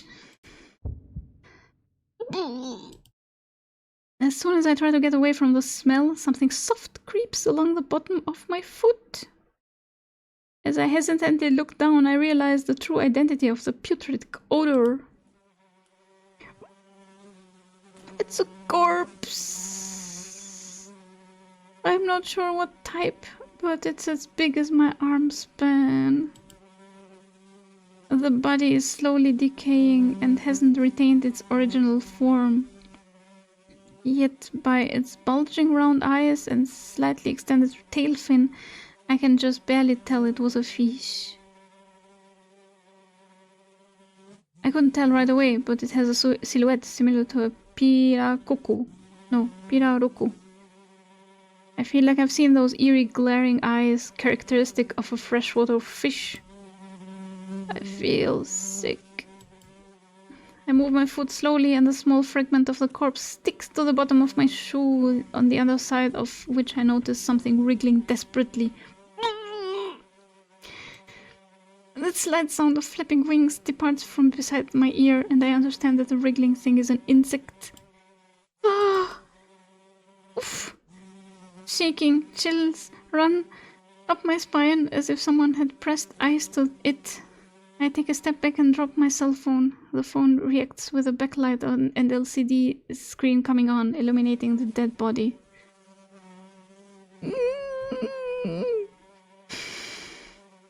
Yikes. So this is a fish. And this is blood. This is another fish. And some entrails coming out. The syrupy dead body absorbs the light and the winged insect that flees to avoid it. There is also a meandering white nematode that seems not to notice. Oh god, it's like a worm, right? The backlight soon disappears, leaving its stench amidst the darkness. The shadows of those hideous insects are scorched into my retinas, and they sway like the light of a heat haze in the darkness. Something smells fishy here. I'll endure it. I can't take it. Something was creeping up from the pit of my stomach. So I can't take it. It's probably puking. I'll endure it.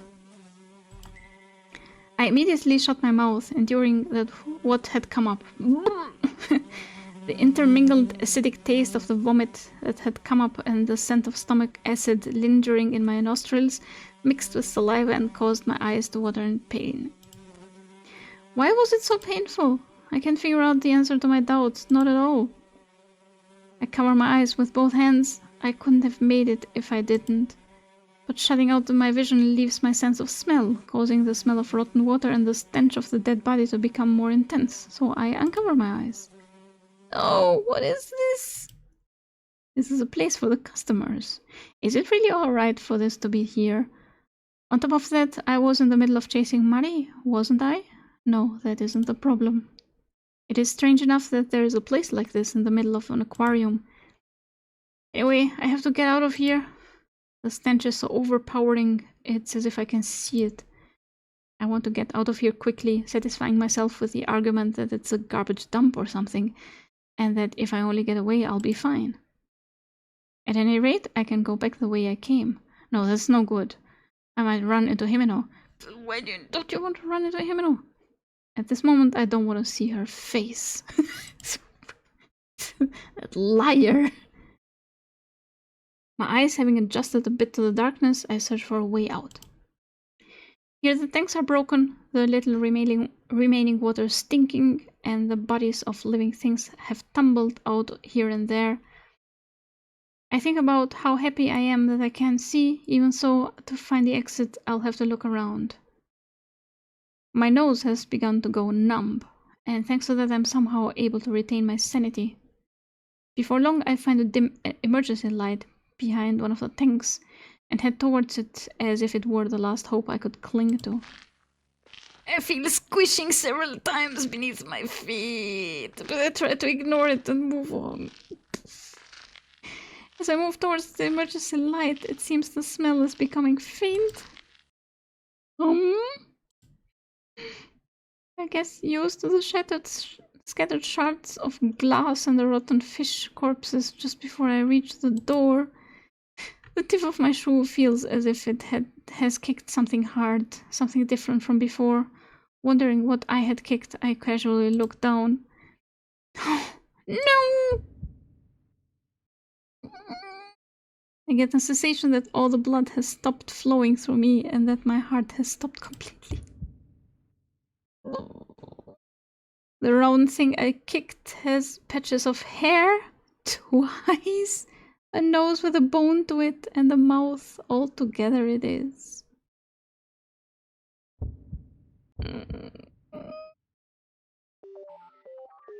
Human face.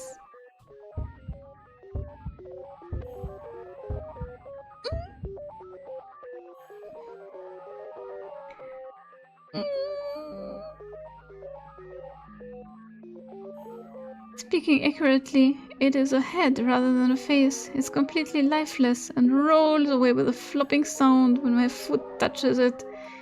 Seeing the state the head is in, I begin to feel ill again despite having finally calmed down from before.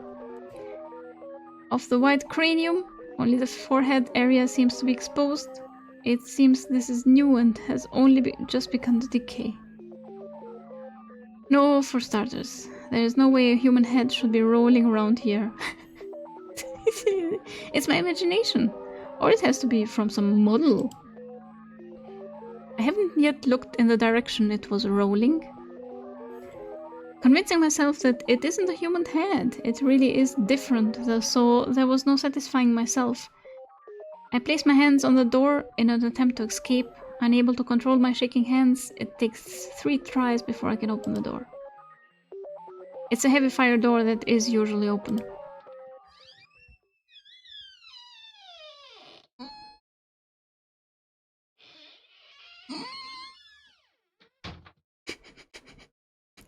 Is it the door or elf? This is... the forbidden booth. Spooky. It is a deep sea fish booth. step inside with my thoughts racing, and the atmosphere changes completely once more. I can hear the sound of the door closing behind me. Inside is a very clean place. The transparent water is tinted a faint blue, and inside flow fantasy-like jellyfish. Countless pillar-shaped tanks are spread around, and the water shimmers as it reflects the light of the fluorescent lamp. Oh, that's not how you write it. Fluorescent lamp.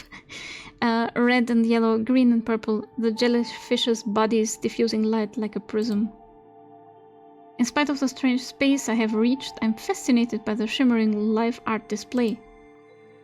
Himeno, I found it! I mutter without thinking. Then I quickly shake my head, erasing the image of Himeno's face that appears in my mind. Earlier, she didn't come after me. After all, Himeno chose on her own to part ways from me. I'm sure it's because she dislikes me now. It isn't something I should worry about. Yeah, she just hates me now. It's fine. Even at a quick glance, I can see that there are various types of jellyfish in the tank. Having made different, efficient use of the small space, it's a charming area. It vividly expresses the starry sky, as if fitting of the name Mountain Aquarium. Compared to the earlier fish of the world booth, this one isn't the least bit in decay.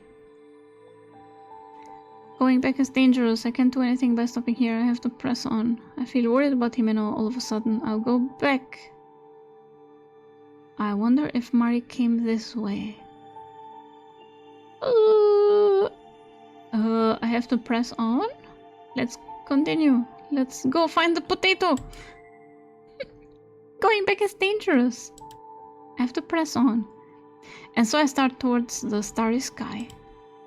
I gaze in fascination to the right and left of me. If circumstances weren't what they are, I would have stopped and stared into each and every tank. The tanks lined up all together are beautiful enough, but each one is vivid like the night sky inlaid with jewels. Altogether there are 7 tanks. Aren't these more than 7 tanks? I'm seeing 9. Each one holds a different type of jellyfish. Some with poison, some without, categorized with aspects such as where they live. Yes, the potato is hidden in this darkness. Don't make fun of me! But, jellyfish, are they really poisonous? Or do they just burn you if you touch them? So it's not really poison, it's more like electricity. Bioelectricity. Right? Alastor, where are you? We need explanations. We need a marine biologist. Some are poisonous, some can kill. Yeah, but they kill with electricity, right? Lecky. Venomous. Actually venomous. Not just lecky. Deadly. Actual venom. Some have poison and some will not. I wouldn't know. Oh! It's just us. They really are beautiful. And Unlurk. I never heard about electricity. Don't they have like... No wait, so these aren't jellyfish? Jellyfish are not bioelectric? Elf jump scare. Oh, it's me. If you bite it and die, it's poisonous. If it bites you and you die, it's venomous. Oh, alright. Uh-oh. Fall into poison. Yeah, don't bite the jellyfish. I stop and stand in the very center, between the 3rd and 4th tanks. I wonder if the last time we came, these tanks were here. Nakanobe Mari, my little sister. I lean my back against one of the tanks and sit down. Whenever Mari's face appears in my mind, I lose all my strength. If anyone saw me, I'd be embarrassed, but here and now in Mountain Aquarium, there is no one around.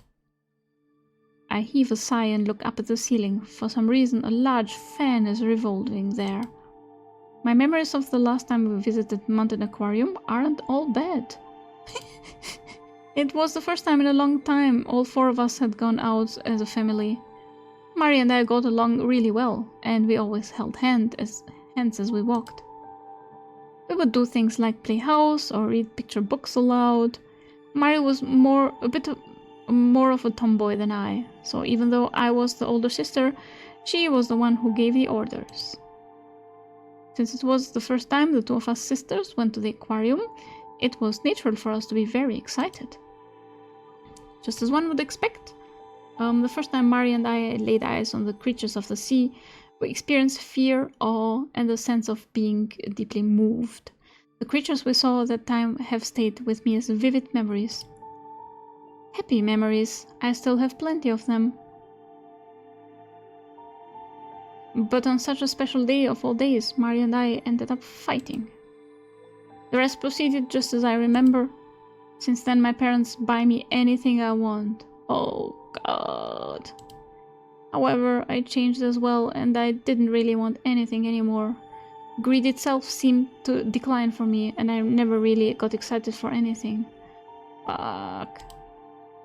That is why, when my mother bought me these boot sandals, I was happy. I was fascinated by their nostalgic ultramarine color. Ah! Chat! Only way I can remember it.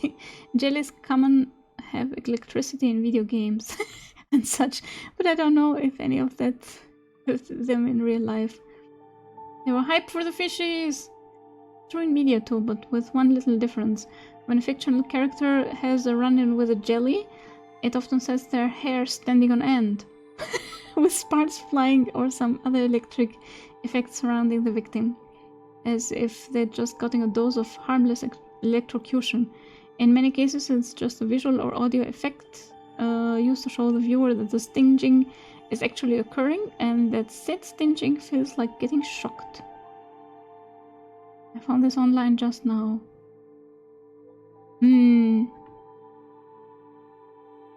Yeah, I can't really say if that's bioelectricity. Might be something else. About 1 year after Mario disappeared, she stopped coming up in conversation. I don't know if my mother and father had accepted it as a tragic accident or if the sadness had slowly faded, but my new normal had begun. I had become an only child. But that is nothing more than an excuse I can't escape from. Mari, you're here, right? Finally, seems my strength has returned and I stand up. Even though I asked, no answer will come. The thundering ventilation fan in the ceiling is the only sound I can hear. It was almost at the same time I stood up.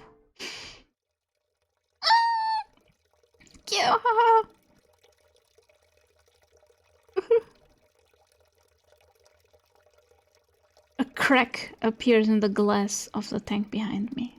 Since the glass doesn't make any noise when it splits, I realize it's broken when water splashes on my rear end. Water continues to flow out, gradually spreading to my feet. The amount of water from the tank is more than just puddles after a heavy downpour. Along with the water flowing forth, the jellyfish that had been in the tank until just a moment ago flowed out. In order to avoid contact with the water already soaking my sandals, I step back from the puddles without looking away. Oh, why? As if to play further with me, my already bewildered mind, the tank behind me also cracks.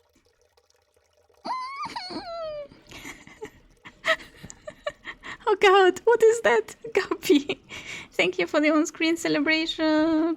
What are those? What is that? Fish stick. It did look like food, but I was like, are those shortbread cookies? Fish sticks. Fish sticks for everyone. Guppy. Guppy made fish sticks. He's feeding Chet.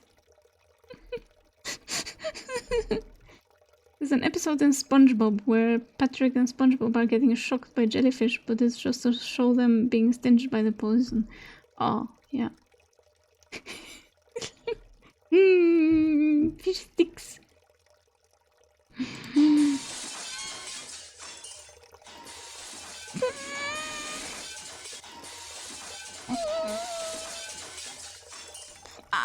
Panic!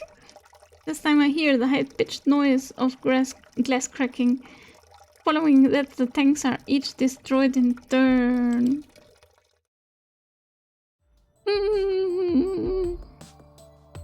Oh god, oh god. Being stuck in the middle of the passage, water is closing in on me from all sides, leaving me pressed in between. The edge of the water is steadily drawing him near. What should I do? The words that slide from my mouth also flow away with the water. The color of the tanks that had once been so vibrant now seems eerie to me. Among those jellyfish are poisonous ones. Even worse, some of them are fatal. On thinking that, my legs begin to shake in fear. No! But they are ungrilled because everyone keeps telling me I'm not allowed to grill. You can grill fish sticks. Nom the cappies. Aren't fish sticks fried though? Grilled fish. But no matter how frightened I become, I know I can't sit down. I have no choice but to run straight through. No, I can't think of anything.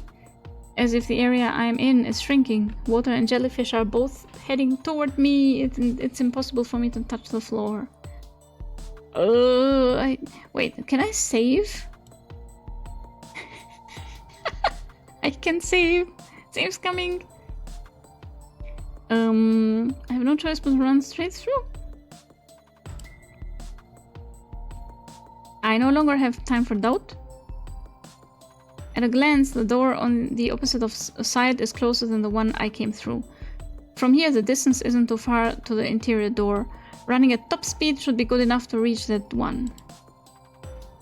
I hesitate for a moment and grit my teeth and take off running. It's no more than 10 meters. It is a distance that should pose no trouble, even for someone like me, who tested below average in physical endurance. Squish! When I had run about 5 meters, just having passed the 6th tank, I fall full force onto my back. The floor is wet, so one might say this should have been expected. And then bam! Eaten by Cthulhu. No, this is disgusting! The water soaks through my skirt and quickly soaks my underwear.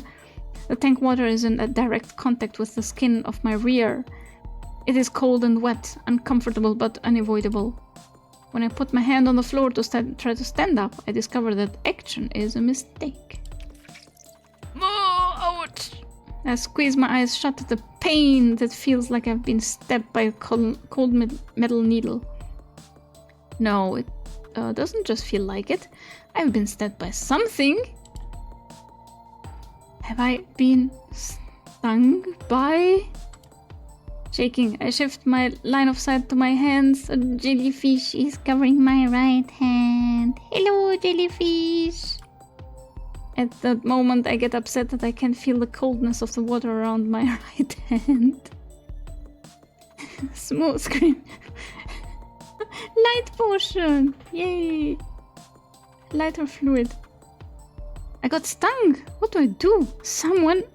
The pamphlet introducing the jellyfish has gotten mixed up with the pieces of glass from the tank. Let me look it up. Is this one poisonous or not? Man of War. I noticed the name without much of a reaction, but it has to be poisonous to be called that. Don't assume. There have also been incidences of fatalities. Poison! What do I do if I've been stung? Do I clean it? Is it bad if I don't clean it? I can feel my pulse quickening. I wonder if it's the poison making its way through me. What do I do? What do I do? What do I do? Ah! When I try to will myself to calm down, my impatience ramps up. Someone help me! arm going numb is not a good sign. Nope.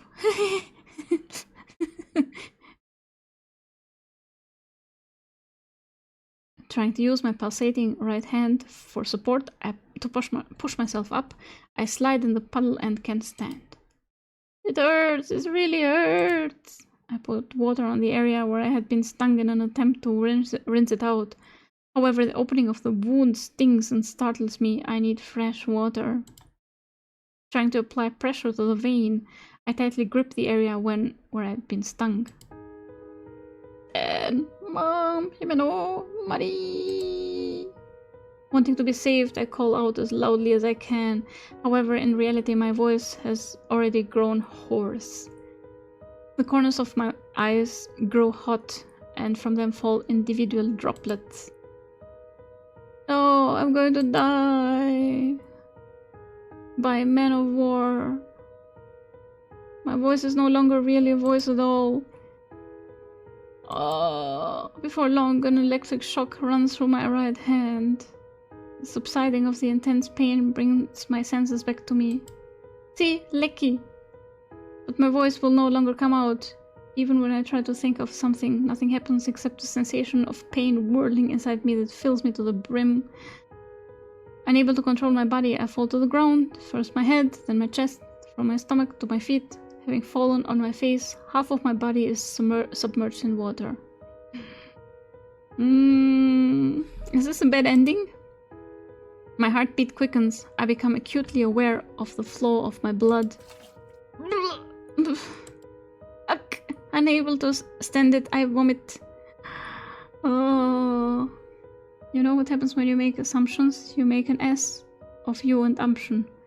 And that guy's got enough to deal with without you blaming him for things.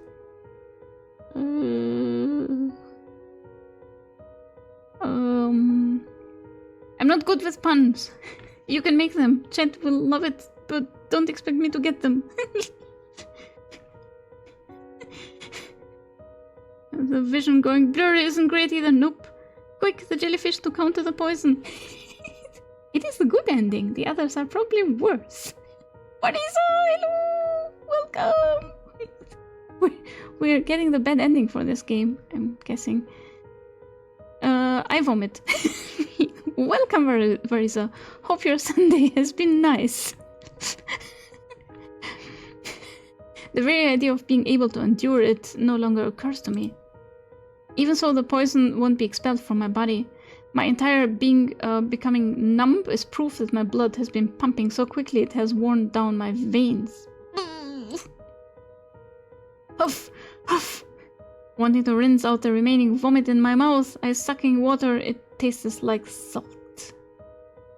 Hello! Good time zone! Good time zone to you! Within my body, I'm struggling with all I have. On the outside, my shell has long exceeded the limits of its stamina. Blood is soaking through the capillaries in my eyeballs, and the puddles spreading on the floor are pierced with red. Gradually, I stop feeling my blood flow.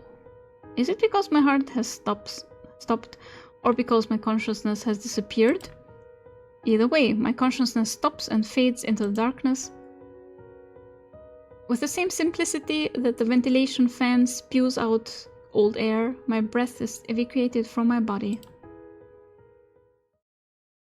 Yeah, I guess we're dead now. When I come to... Oh, we're not dead. I'm still gazing into the cylindrical tank. Are we in the tank? Did we become jellyfish? Elf never assumes that she does not want to make an ass out of you and me. She also doesn't get puns. Nope, I don't get puns. I don't get puns, and if I do, I don't find them funny. But hey, just make them. Chat will love it. It's a play on the old saying for when you assume making an ass of you and me. You, me. Ah, yeah, I guess that works.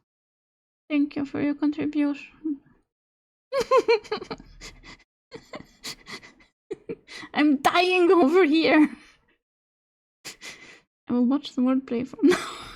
It's the wordplays are fine. Like P break Or the pee must flow. It's funny because, you know, it's I kind of get that. It's funny because Lies of P in itself is a funny title. Elf defeated. Thank you for your contribution. We have drinks, so we are amazing.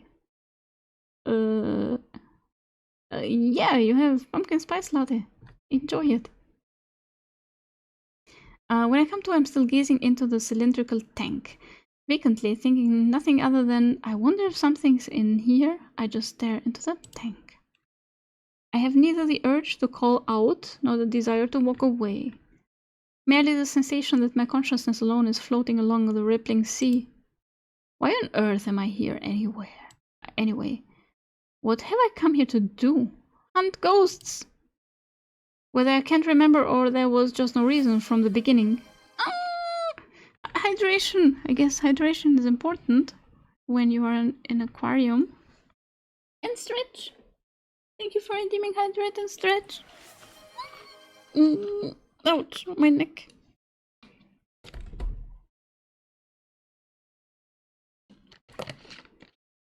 Thank you. I was slumping.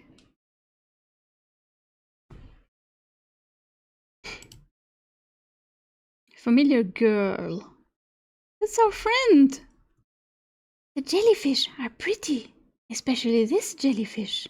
Its color is so bright. Glad you make it. You made it, girl. Boop jet. Delicious pumpkin juice. If it ever becomes too much, just tell me to go to the timeout court. Thank you. Yeah, I don't really like puns. Like, word plays are kind of fine. But they're seldom good. Like, puns are not really good. Mostly they're just really cringy.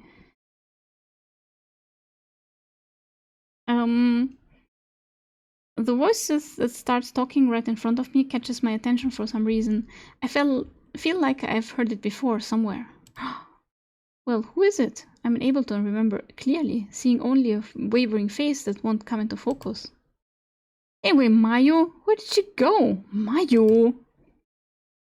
That girl, she talked like she was looking for someone. Poor thing! If she's lost someone here, she probably won't find them. Wait a second. Where's this to begin with? Swaying, swaying, softly, softly. Drip drop, the sound of drops resonating all around me. Greedily ceasing to care, my consciousness melts into the water. This was the jellyfish ending! We are a jellyfish. My form. Oh god.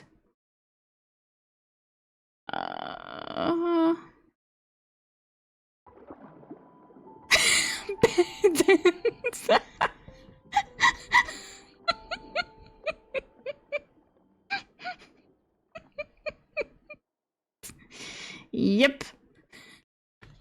As always. I have a tradition for getting the bad end right away.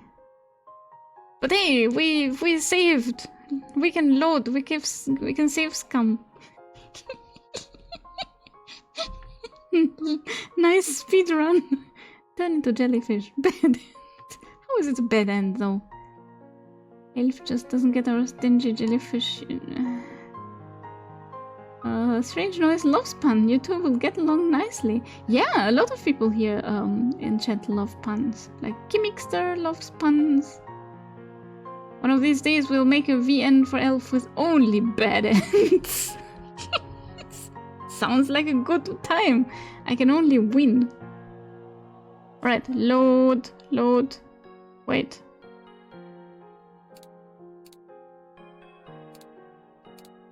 Are you fucking kidding me? You didn't save this?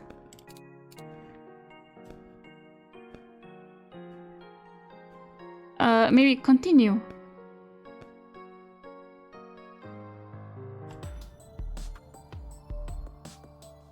There we go. Continue. Always go with continue. Just like in Resident Evil 6. That would be Slay the Princess VN.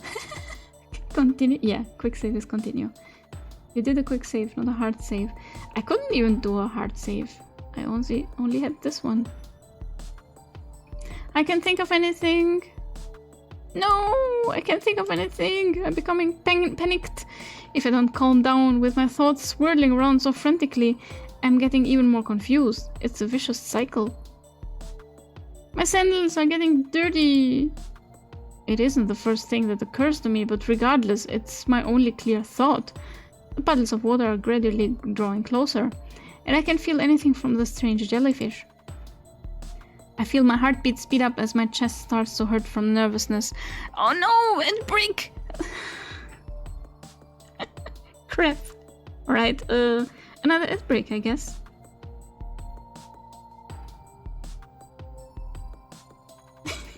Have some more capitalism. This VN seems familiar to me, that now that I think about it, it's water themed. It is, yeah. Minute until ad break. Not really. It says ad break in progress, and it ends in 2 minutes and 30 seconds.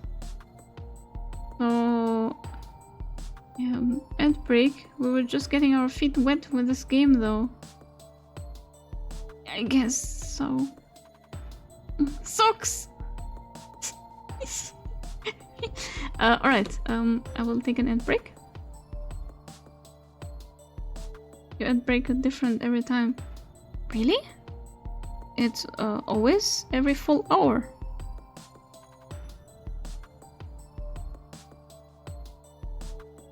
Anyway, see you in a bit.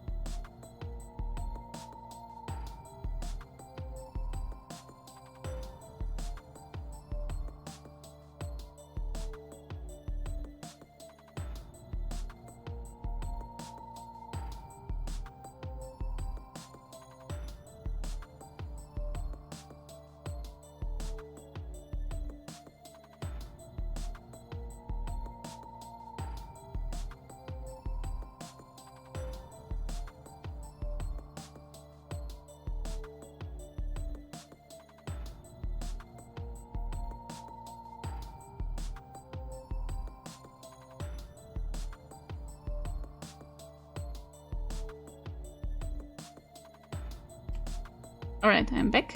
I was just adjusting my avatar a little more.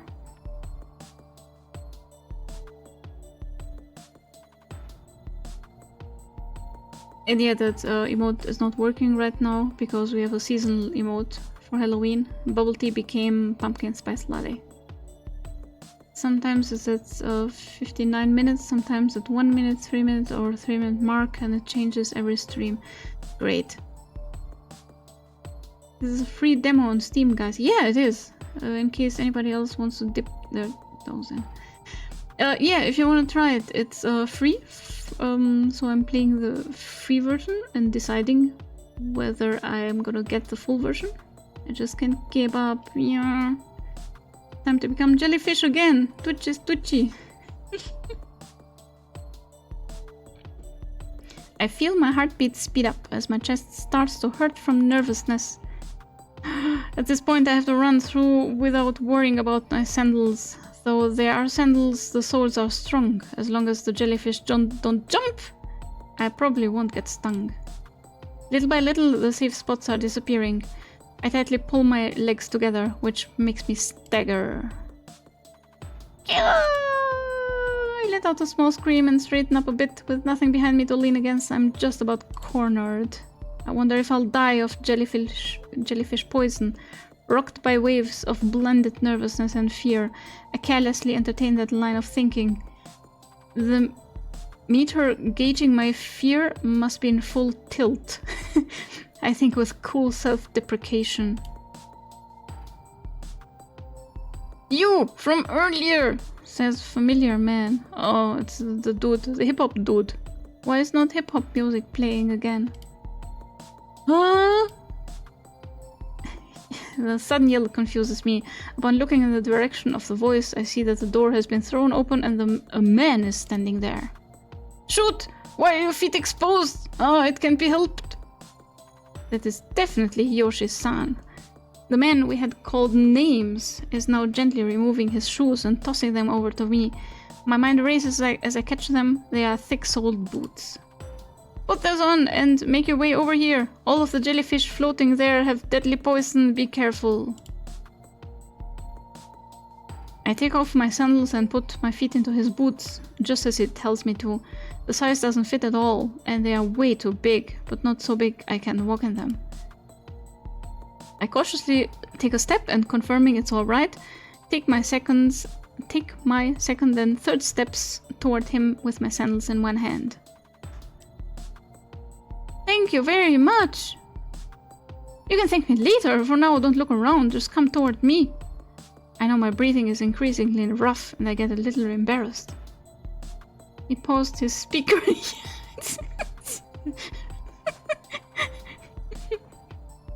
2015 visual novel. Yeah, I remember this game. You've played it? However, knowing some concessions will have to be made, I walk through the water and over to the jellyfish. When I step on the jellyfish, I feel the squishing sensation through the shoes and shudder. There are shards of glass in the puddles, and that makes me want to thank Hiyoshi-san for being considerate enough to lend me such strong shoes. I can walk the remaining meter. Hiyoshi-san seems fairly close. Adjusting my breathing, I carefully take the remaining 3 steps. There is no mistake. In my carelessness, I have overlooked the transparent jellyfish at my feet. Even though I can't see it, I can clearly feel it, and the baggy boots I'm wearing throw off my balance. At this rate, I will end up on my butt. If I fall now, all of the help I have received will be for nothing. Watch out! However, my body is supported by some strength and that pulls me back. Hiyoshi-san's right hand has grabbed onto my left wrist. It was a close one. Just like that, I had been pulled out of the room with the broken tanks. As soon as I was out of danger, Hiyoshi gave a mighty pull and shut the fire door. I watched the playthrough, but I only vaguely remember anything. Ah! Well, I don't know anything about this. But it seems to be about fish. This is... in front of the souvenir stand. More importantly, why are you here? I can't believe it. In front of my souvenir stand? Yoshi-san steadies me against the wall in front of the souvenir stand. The terror from a moment ago hasn't escaped through the heavy dark grey emergency door. Wait, so that really happened? It wasn't like a weird dream? Because tanks with fish in them are not supposed to explode. So, Mountain Aquarium. We need to talk. Isn't this Mountain Aquarium? Besides, before I met up with you, Hiyoshi-san, there was so much... Hiyoshi-san just stares at me in my flustered state. Alright, calm down, Mayo-chan. A wry grin appears on Hiyoshi-san's face, and he motions in front of the souvenir stand before sitting down. Today I have nothing but bad memories in relation to the floor, so I merely lean against the wall. Well, you did turn into a jellyfish. Amateur. Stop calling me amateur! But... And yeah, menu has a hard save option. Oh god. Let's do that. Save. Bloop. The gacha machines are still there. Yeah, let's get gacha articles. But the whole lineup is new, and I don't know a single one of the products. You don't need to know them to buy them. Look at them. If there's something you like, you just buy it. It probably costs like 300 yen now, but that's not the point.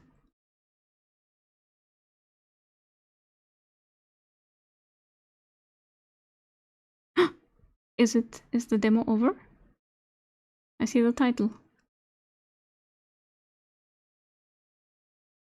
I just saved. This was for nothing. Oh no, it's still going. Well then, have you calmed down a bit? Yes, thank you very much, Hiyoshi-san. Why did the things break? And also, what is this? Hiyoshi-san, Hiyoshi-san, Hiyoshi-san. Yeah, I'm glad, and you can call me by my first name. I don't really care about who's older and who's younger. I'm calling you Hiyoshi-san or else. What is it you know about this aquarium, Hiyoshi-san? Jeez, I told you that you can call me by my given name. Just shut up, you idiot. I don't even know... Oh, wait, Kenji. It says Kenji. Message box says Kenji, but no, you're Hiyoshi-san to me.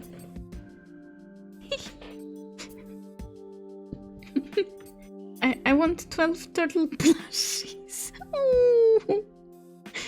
Oh, so cute.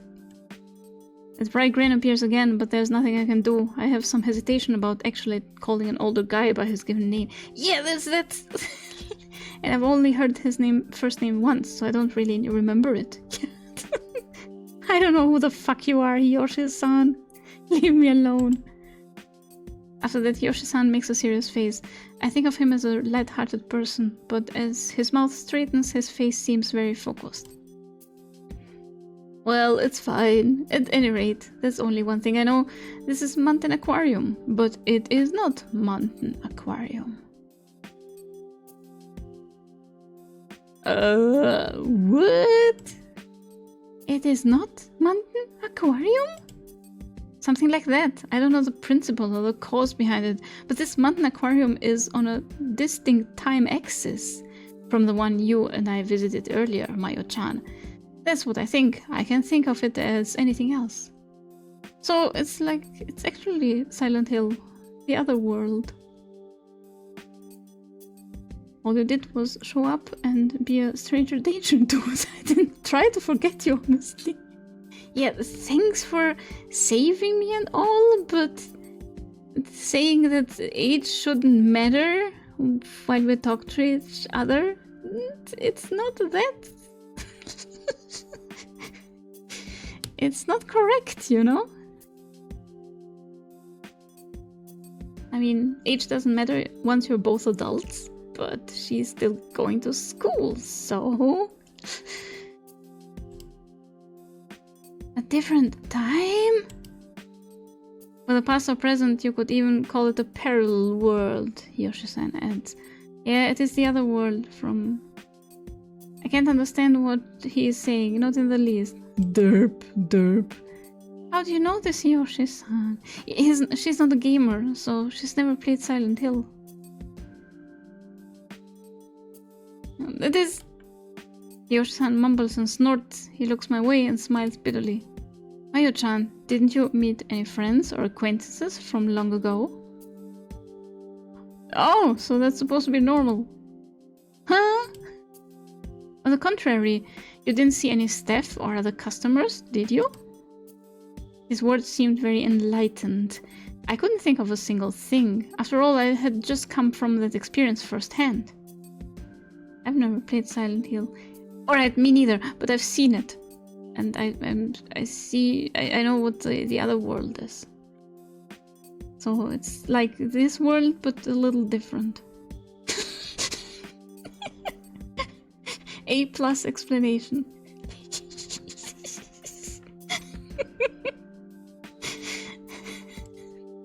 However, there was something that bothered me as well. Hiyoshi-san had said long ago, Mari, who hadn't changed since that day. But then why? I don't get it. That bit about long ago. Insert orally owl here. Orally owl. Is that a Pikachu meme, but different? Makes sense. I mean, in Silent Hill, it's more like Silent Hill is an other world in itself. But inside Silent Hill, there's also the other world. So it's a bit complicated. Readers and orally. It predated the Pika meme by years. Alright, I have to look that up. Oh, I think I've seen it before. Decades. Therefore, I rejected it. In doing so, I could affirm the fact that I had reunited with Mari.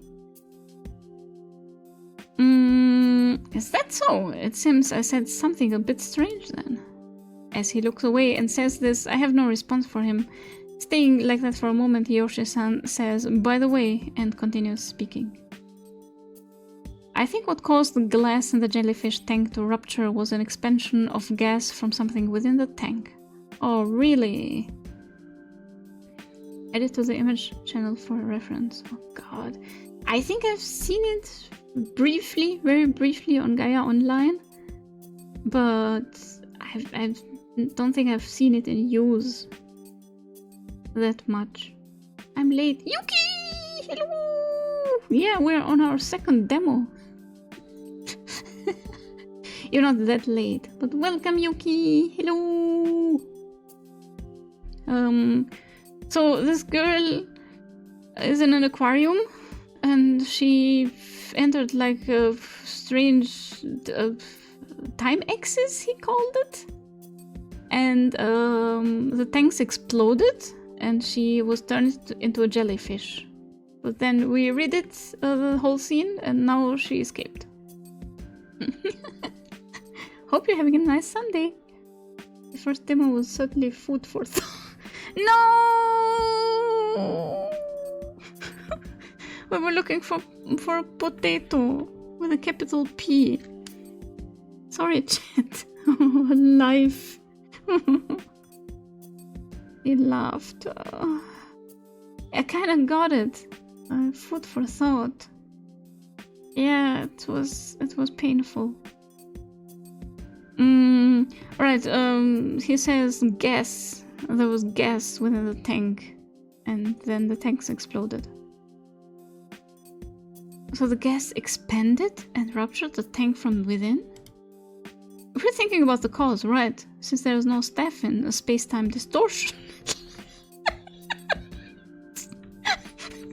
Oh no! I'm in a space-time distortion. There's no staff here. Then it's not strange for the oxygen modulator here to break down. Of course, because who's gonna do the maintenance? There is no space-time distortion janitor.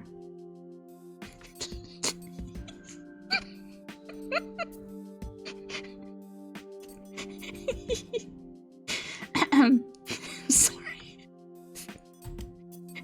It wasn't the work of ghosts. But there there was a head as well. Yeah, there were stinky fish and there was a separated head. So explain that, Mr. Hiyoshi, whatever your name is. Mr. Hip Hop dude. To my murmuring, he had no answer. Even if we have to force ourselves, we should think positively, right? For us to have come here and there to be ghosts, it's not something I can take. Well, get used to it. Can we get back to our original time axis? Steins Gate. Or something like it? We can get back, definitely. Yoshi-san asserts decisively without looking me in the eye.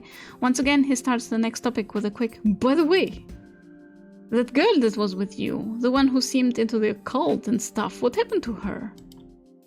You mean Himeno? Yeah, Himeno-chan, weren't you together?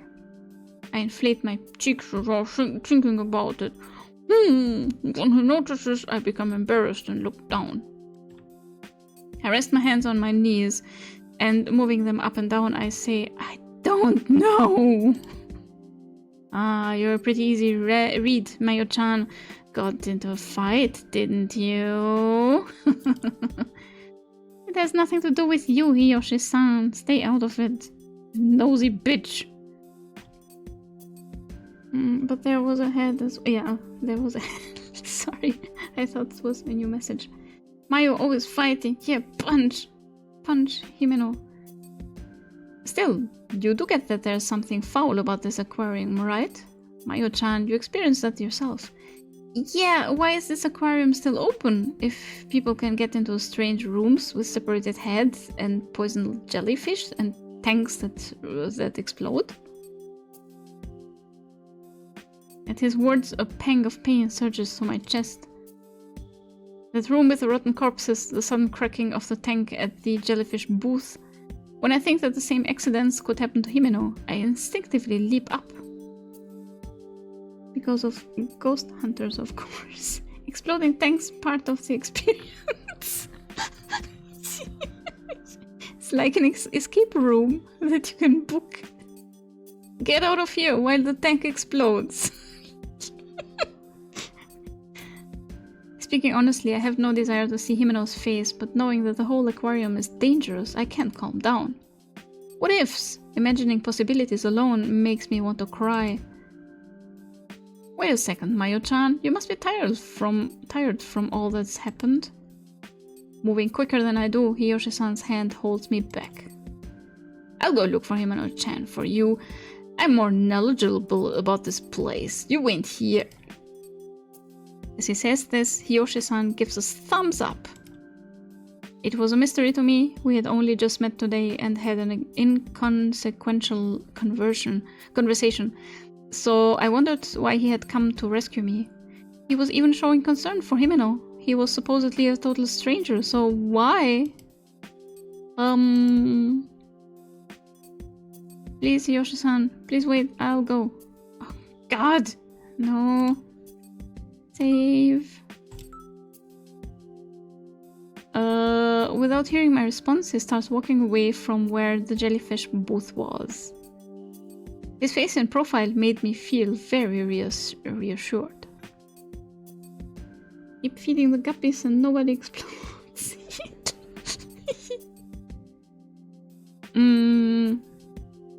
Please, Hiyoshi-san, please wait, I'll go. Let him go, I guess? I don't really care about him. Please, Hiyoshi-san. Trusting in his masculine appearance, I bowed deeply. In reality, it was as Hiyoshi-san had said. I had very little stamina to begin with, and now fatigue was building up inside me. Deciding to stay standing up was good, as those heavy legs of mine were proof of. Have some pumpkins, Guppy! As for things with Himeno, it would be best to talk them through later.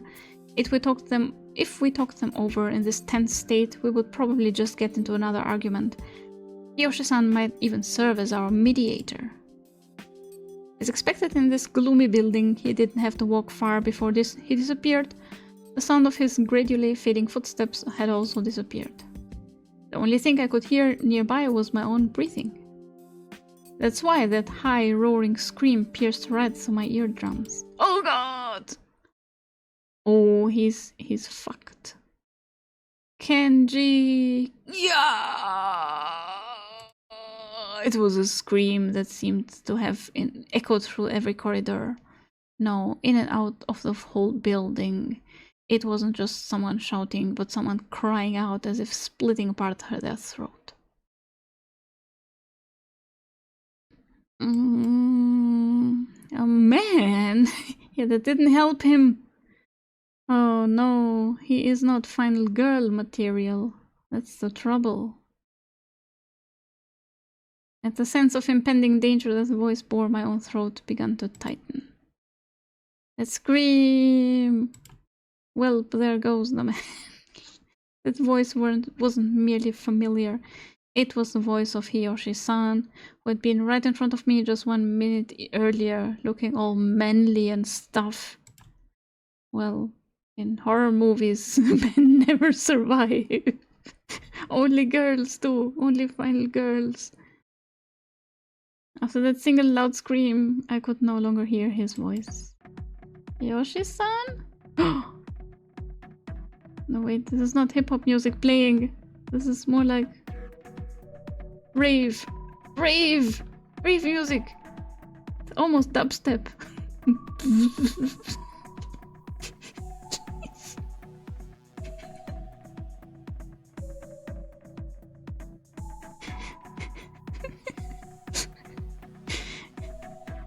I quickly stand up, running to the source of the scream.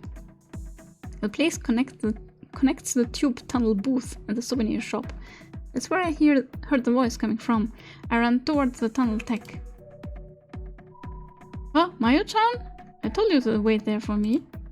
More importantly, that scream a minute ago. Did something happen? Oh, wait, she asks that. Did something happen? Yoshi-san is sitting at the entrance of the tunnel tank, not far from the aquarium entrance. At my question, he gives the wishy-washy reply of, "You were worried about me, so I'm so happy." Dead mouse is back, skipping the gate.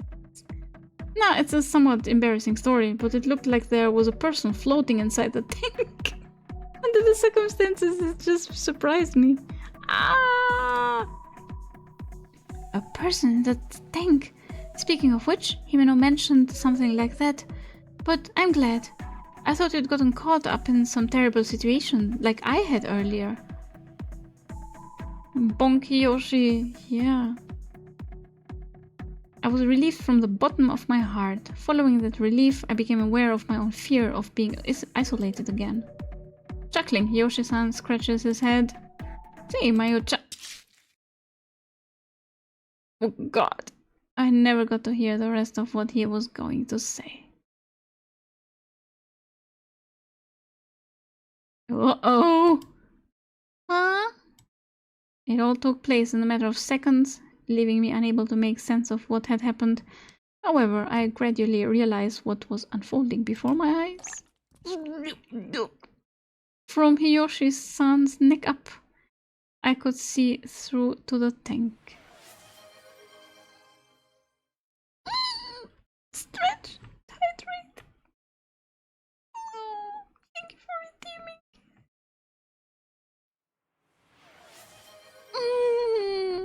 So he was decapitated. Drink the blood, elf. No, no, Princess Susanna, no. He forgot to give the guppies Chucky. Just saying. It was his only job.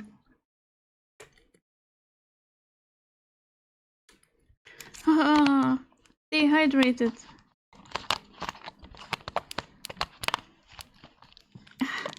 Come on.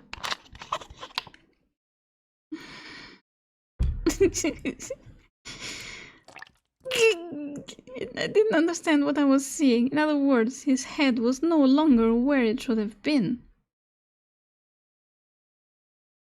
Having lost a piece of himself so valuable to the human body, he collapsed slowly on the spot. Yeah, skill issue. Simply a skill issue. From there, he never moved again.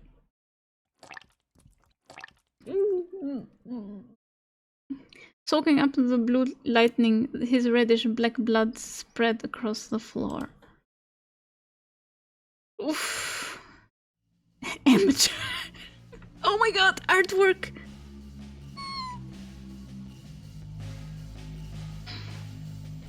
No.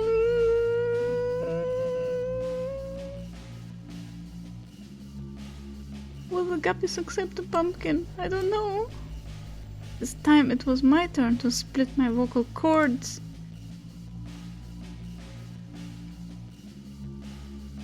Jesus.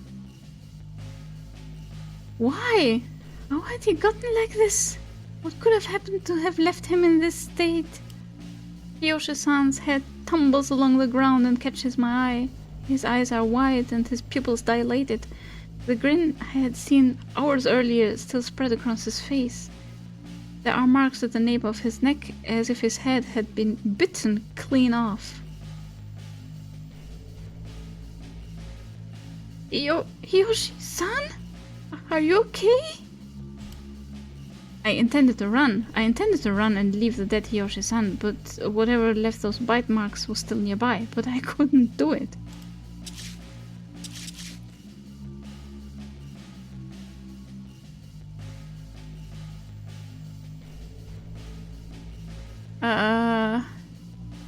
It hurts.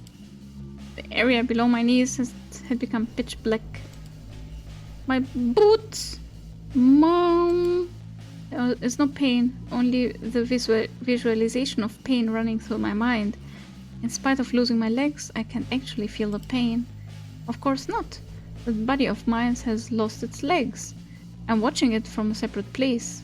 The subjective point of view would have been impossible while I was alive. My head was already just like Yoshi-san's, just rolling around on the floor. The cold temperature of my blood, that was the last thing I felt. Right before I lost consciousness, I saw its unbelievable true form through the wavy mist of my fading vision. With many fangs and a giant body, it was a fish.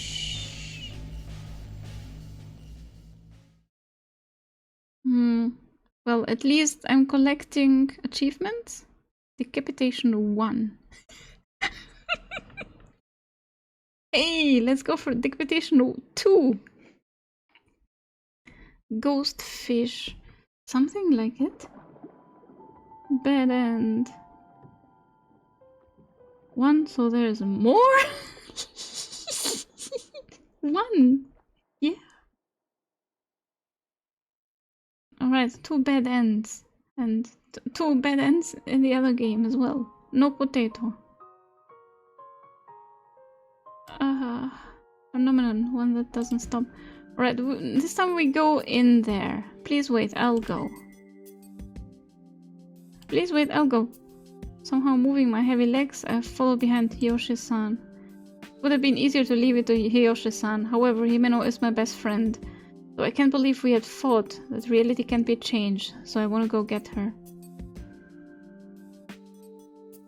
Since the souvenir shop is near the entrance, Yoshi-san heads towards the closest tunnel tank.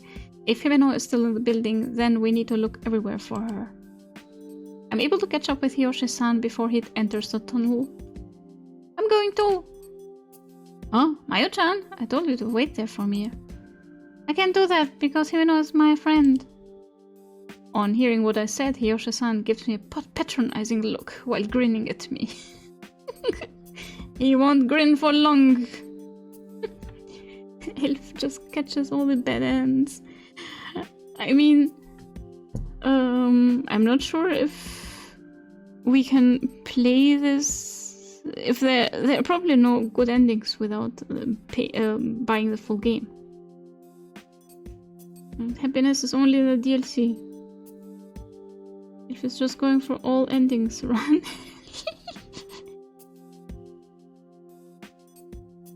Looking into the tunnel from the outside, I realized it hasn't changed from the mountain aquarium I had seen earlier that day. Large fish like manta rays and sharks swim about.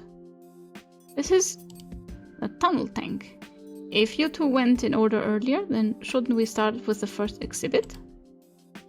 I nod, as what Hiyoshi-san said is right. He adds right and walks on. I notice something there and pull him back.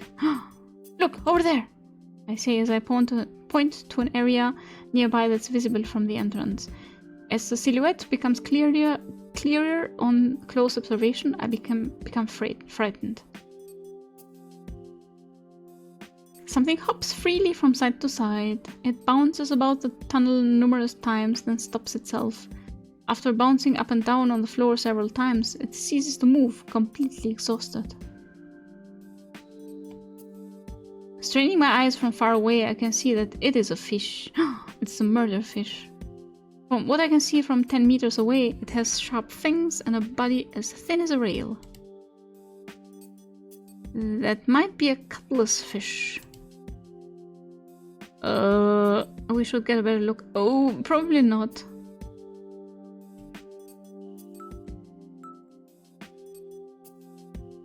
Hiyoshi-san mutters this, having laid eyes on the same thing I had. Still, fish aren't creatures that can hop up and down around a room like that. We should get a better look. Bing!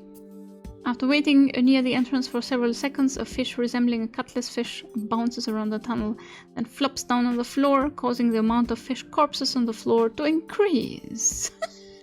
Oh, alright, so that's the killer. Let's look! That's quite the assumption that there's a non-bad end even in the full game. Probably. Maybe there's only bad ends. The gathering of numerous fish scales reflects the fluorescent light back like a kaleidoscope. Still fluorescent. It's fluorescent. You write it differently. Though it is the same as the fluorescent lightning. The light reflected back is vivid, putting the sensation of the scale slipperiness in my mind. What could possibly happen? Oh, that's pretty creepy. Hiyoshi-san's lips curl up in disgust as he grumbles. I also thought it was creepy, but compared to the rotten corpse I'd seen earlier, that was as far back as I allowed my memory to go. Could that be? In contrast to Hiyoshi-san, who had averted his eyes, I just continued to stare and was able to pick up on something.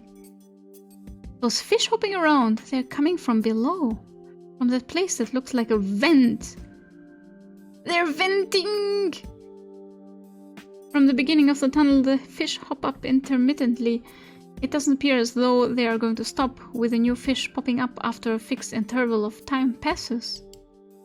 Fish mechanically shoot out of the vent, ricochet about the tunnel at high speed, then finally, their vigor exhausted, die as they land in a pile on the floor. At the moment they fall, the fish's long and narrow bodies wriggle like snakes. They collide with the other fish as they cease moving, the next fish hopping to its death in the same manner. They are! Good eye, Mayo-chan. So many strange things have happened that I'm probably becoming used to them. Unable to bear these strange circumstances any longer, a self-deprecating smile reaches my lips as I give a light laugh. Whoa! At the same time as a fish leaps up, Hiyoshi-san takes a handkerchief from his pocket and tosses it into the giant cylinder. The fish pierces the handkerchief once as it dances in the air, then the fish passes through it a second and a third time as it bounces repeatedly. In an instant, the fabric he tossed has become dust. On placing myself in the handkerchief's position, I subconsciously cover my neck. Ouch! Mayo's laughing. She's lost her mind. It shouldn't penetrate this. Himeno! Yeah, I think Himeno is guppy fodder. Not having a form should mean it isn't going through. A form, a dead body. I didn't want those words to pass my lips, but it was definitely as Hiyoshi-san had said. Mayo-chan, you don't remember where you and Himeno-chan split up, do you? I look down and tilt my head to the side. I'm worried about Himeno.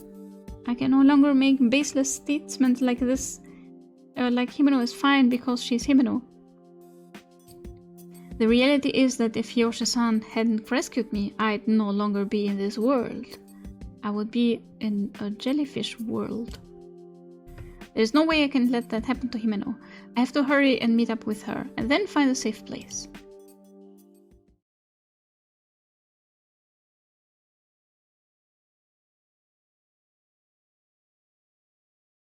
Okay, well, we need to do a once-over of the building. Yoshi-san knocks on a panel that is to the left, if you're looking in from the entrance. I hear it make a hollow sound before he pushes the panel in. Making a rattling sound, the panel opens. This isn't just a display, but also a door. In contrast to the nature-reminiscent blue exhibit space before the door, a mechanical grey hallway stretches before us. The dim white fluorescent light flickers and fades on and off. Ooh, a new area. Isn't this the staff passageway? Oh god. Oh, blink plonking ominously. Correct. When I came through here earlier, I saw some employees, so I was lucky it had been left unlocked. Would the fact that the lights are on mean that someone just came through here? Even if they had, the person should be aware of all the unusual phenomena here. Anyway, if we go through this passage, we can circumvent the tunnel and look for Himeno-chan.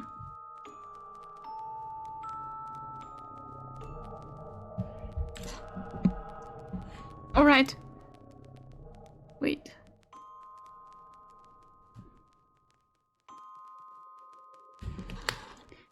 Yoshi-san walked ahead, taking several steps before I stepped in.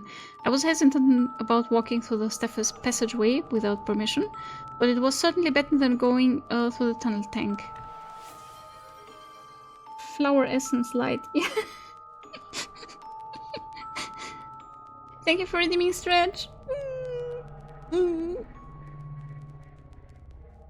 Moreover, if we are able to come across a staff member, we might be able to gain some information about this Menten aquarium. But didn't we establish that in this dimension there is no staff? And that's why the tanks explode? Hydrate the streamer. We are in an aquarium, streamer. You have to hydrate.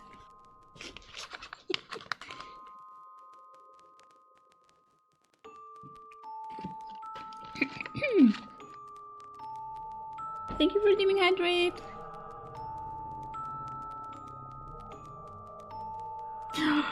Big sister. One-chan. Is it Mari? You are assuming that's a typo. Maybe it's small elves powered by flower to light the rooms.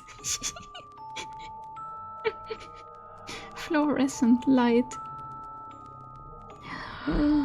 Oni-chan?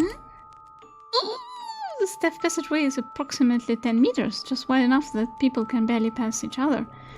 Walking up ahead of me, Hiyoshi-san's shoulder width is so great that I wouldn't be able to pass him unless he turned sideways. So, wait.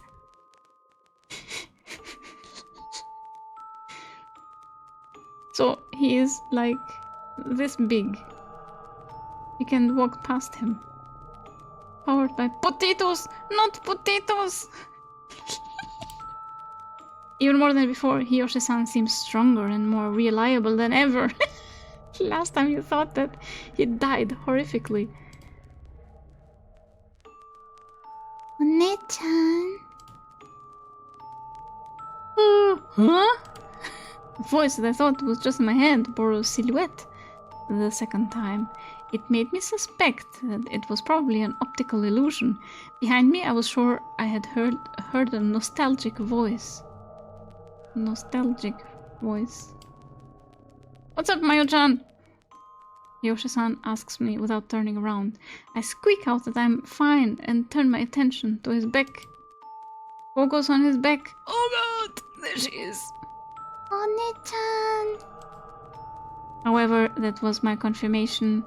It was neither visual nor auditory hallucination. The voice calling me, Mari's voice calling me big sister, had definitely come from behind me. Mari! Unable to hold back, I let that name slide from my lips. The next moment I wanted to see Mari so bad I turned back.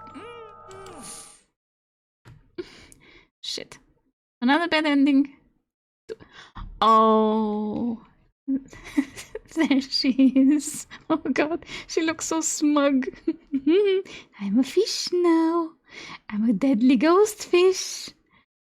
Oh god, oh god. Fall into poison. A sultry Sunday, signaling the beginning of the summer. Oh, so this is like a trailer. Hey, have you heard the rumors about Mountain Aquarium? A small aquarium situated in Mountain East Bending, the symbol of the city. They say fish with human faces move about the tanks. And there's a knife of a full moon, the water in all of the tanks turns to deep red blood. I headed for Mountain Aquarium in a light mood with my best friend Himeno.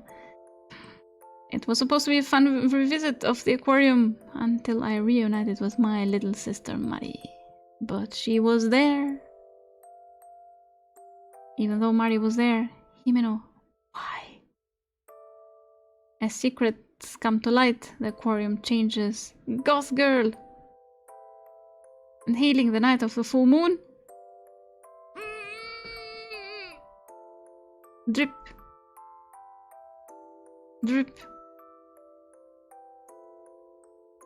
I caught the sound of drops.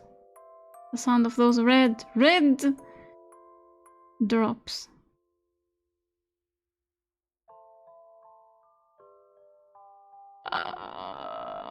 Oh, alright.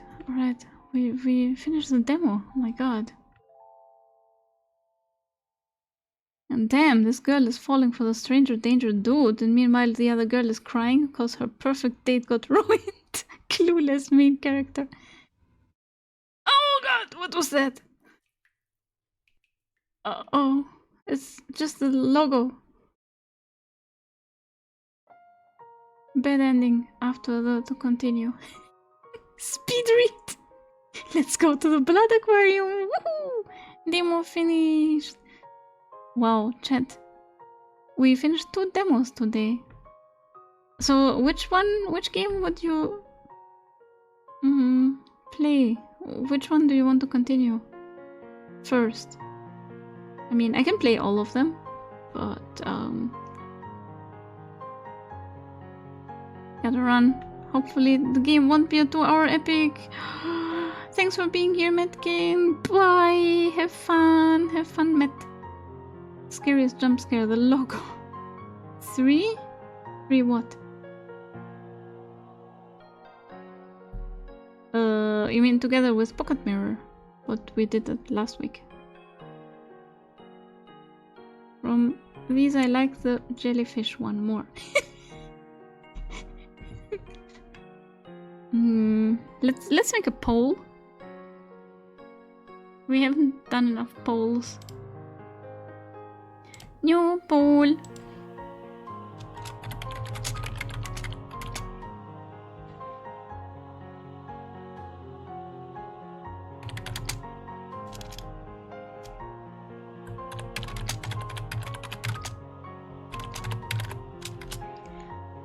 First one, Pocket Mirror. Pocket Mirror is super cute, very shoujo, very cute art. The next one was... Wait, did we play Sulfur? We didn't play Sulfur, did we? I also have the Metaphor demo.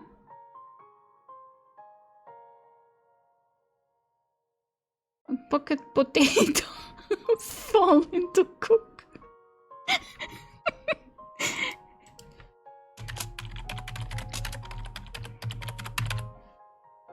And this one was Sound of Drop. 5 5 minutes. Alright, let's go. Vote, vote, vote, vote, vote.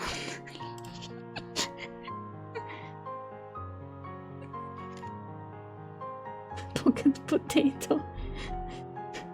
Hopefully the hunters will stick a vampire today. You did the potato thing twice. Yeah, I got 2 endings with the potato, or without the potato, and 3 endings with this one. Full stream, my favorite. Wait, other way around. Drake needs to win. In that case, bites. Because of course, Hunter wants to stream simultaneously.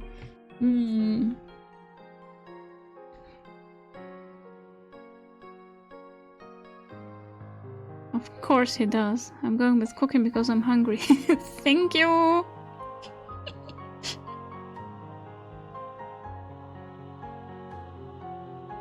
Can I vote? I mean, that would be kind of stupid.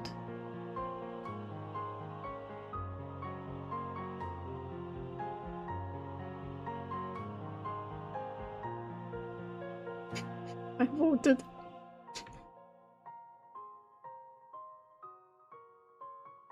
You could vote for your preference.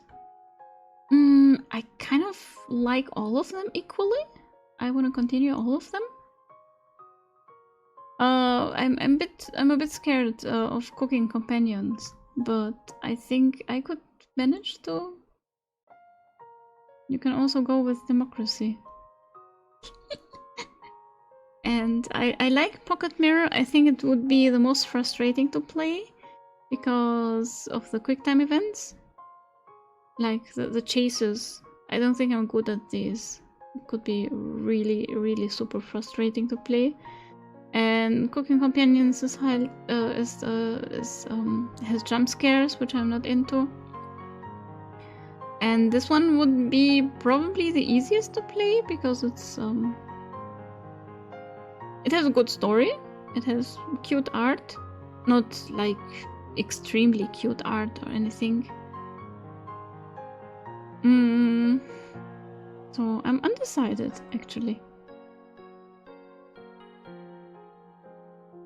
But for next week, I will definitely, if I get the full version of Pocket Mirror, I would play it to the scene where we stopped.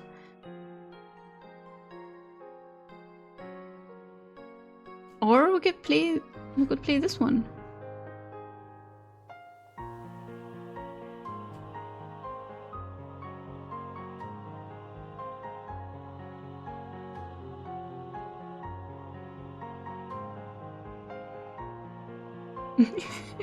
Alright, 5 minutes might have been too long for the poll. But I see you all want Sound of Drop. And I'm fine with it. We can continue that next Saturday. Hello you guys! Hello Jamoy! Welcome! Did you catch all the horror games for today?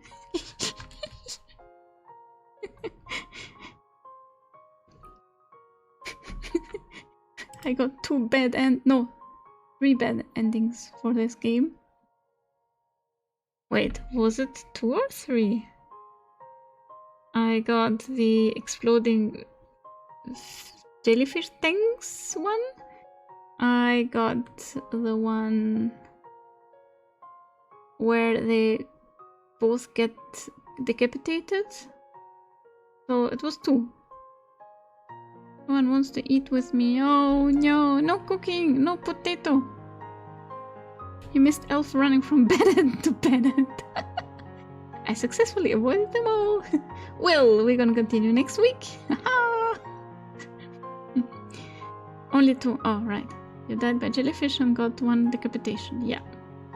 I might have eaten something bad. Oh no! Crap. The true horror.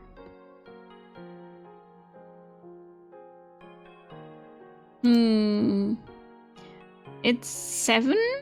Is Limo playing? Rin is playing. We can raid Rin. But Rin is playing in the house on Fata Morgana, and she says we're close to the end, so that might be spoilers for Fata Morgana. Still a little early for Limo. Rin is playing a VN. Yeah. This menu looks interesting. Yeah, it plays in an aquarium. And this girl is visiting the aquarium with a friend, and then at some point they fight with each other. And oh yeah, she thinks she can see her dead sister or missing sister in the aquarium, and then they get separated, and she gets into another dimension where the aquarium is just like it was before, but there are dead fish around and decapitated head, and the tanks with the jellyfish explode, and she gets turned into a jellyfish. So good time.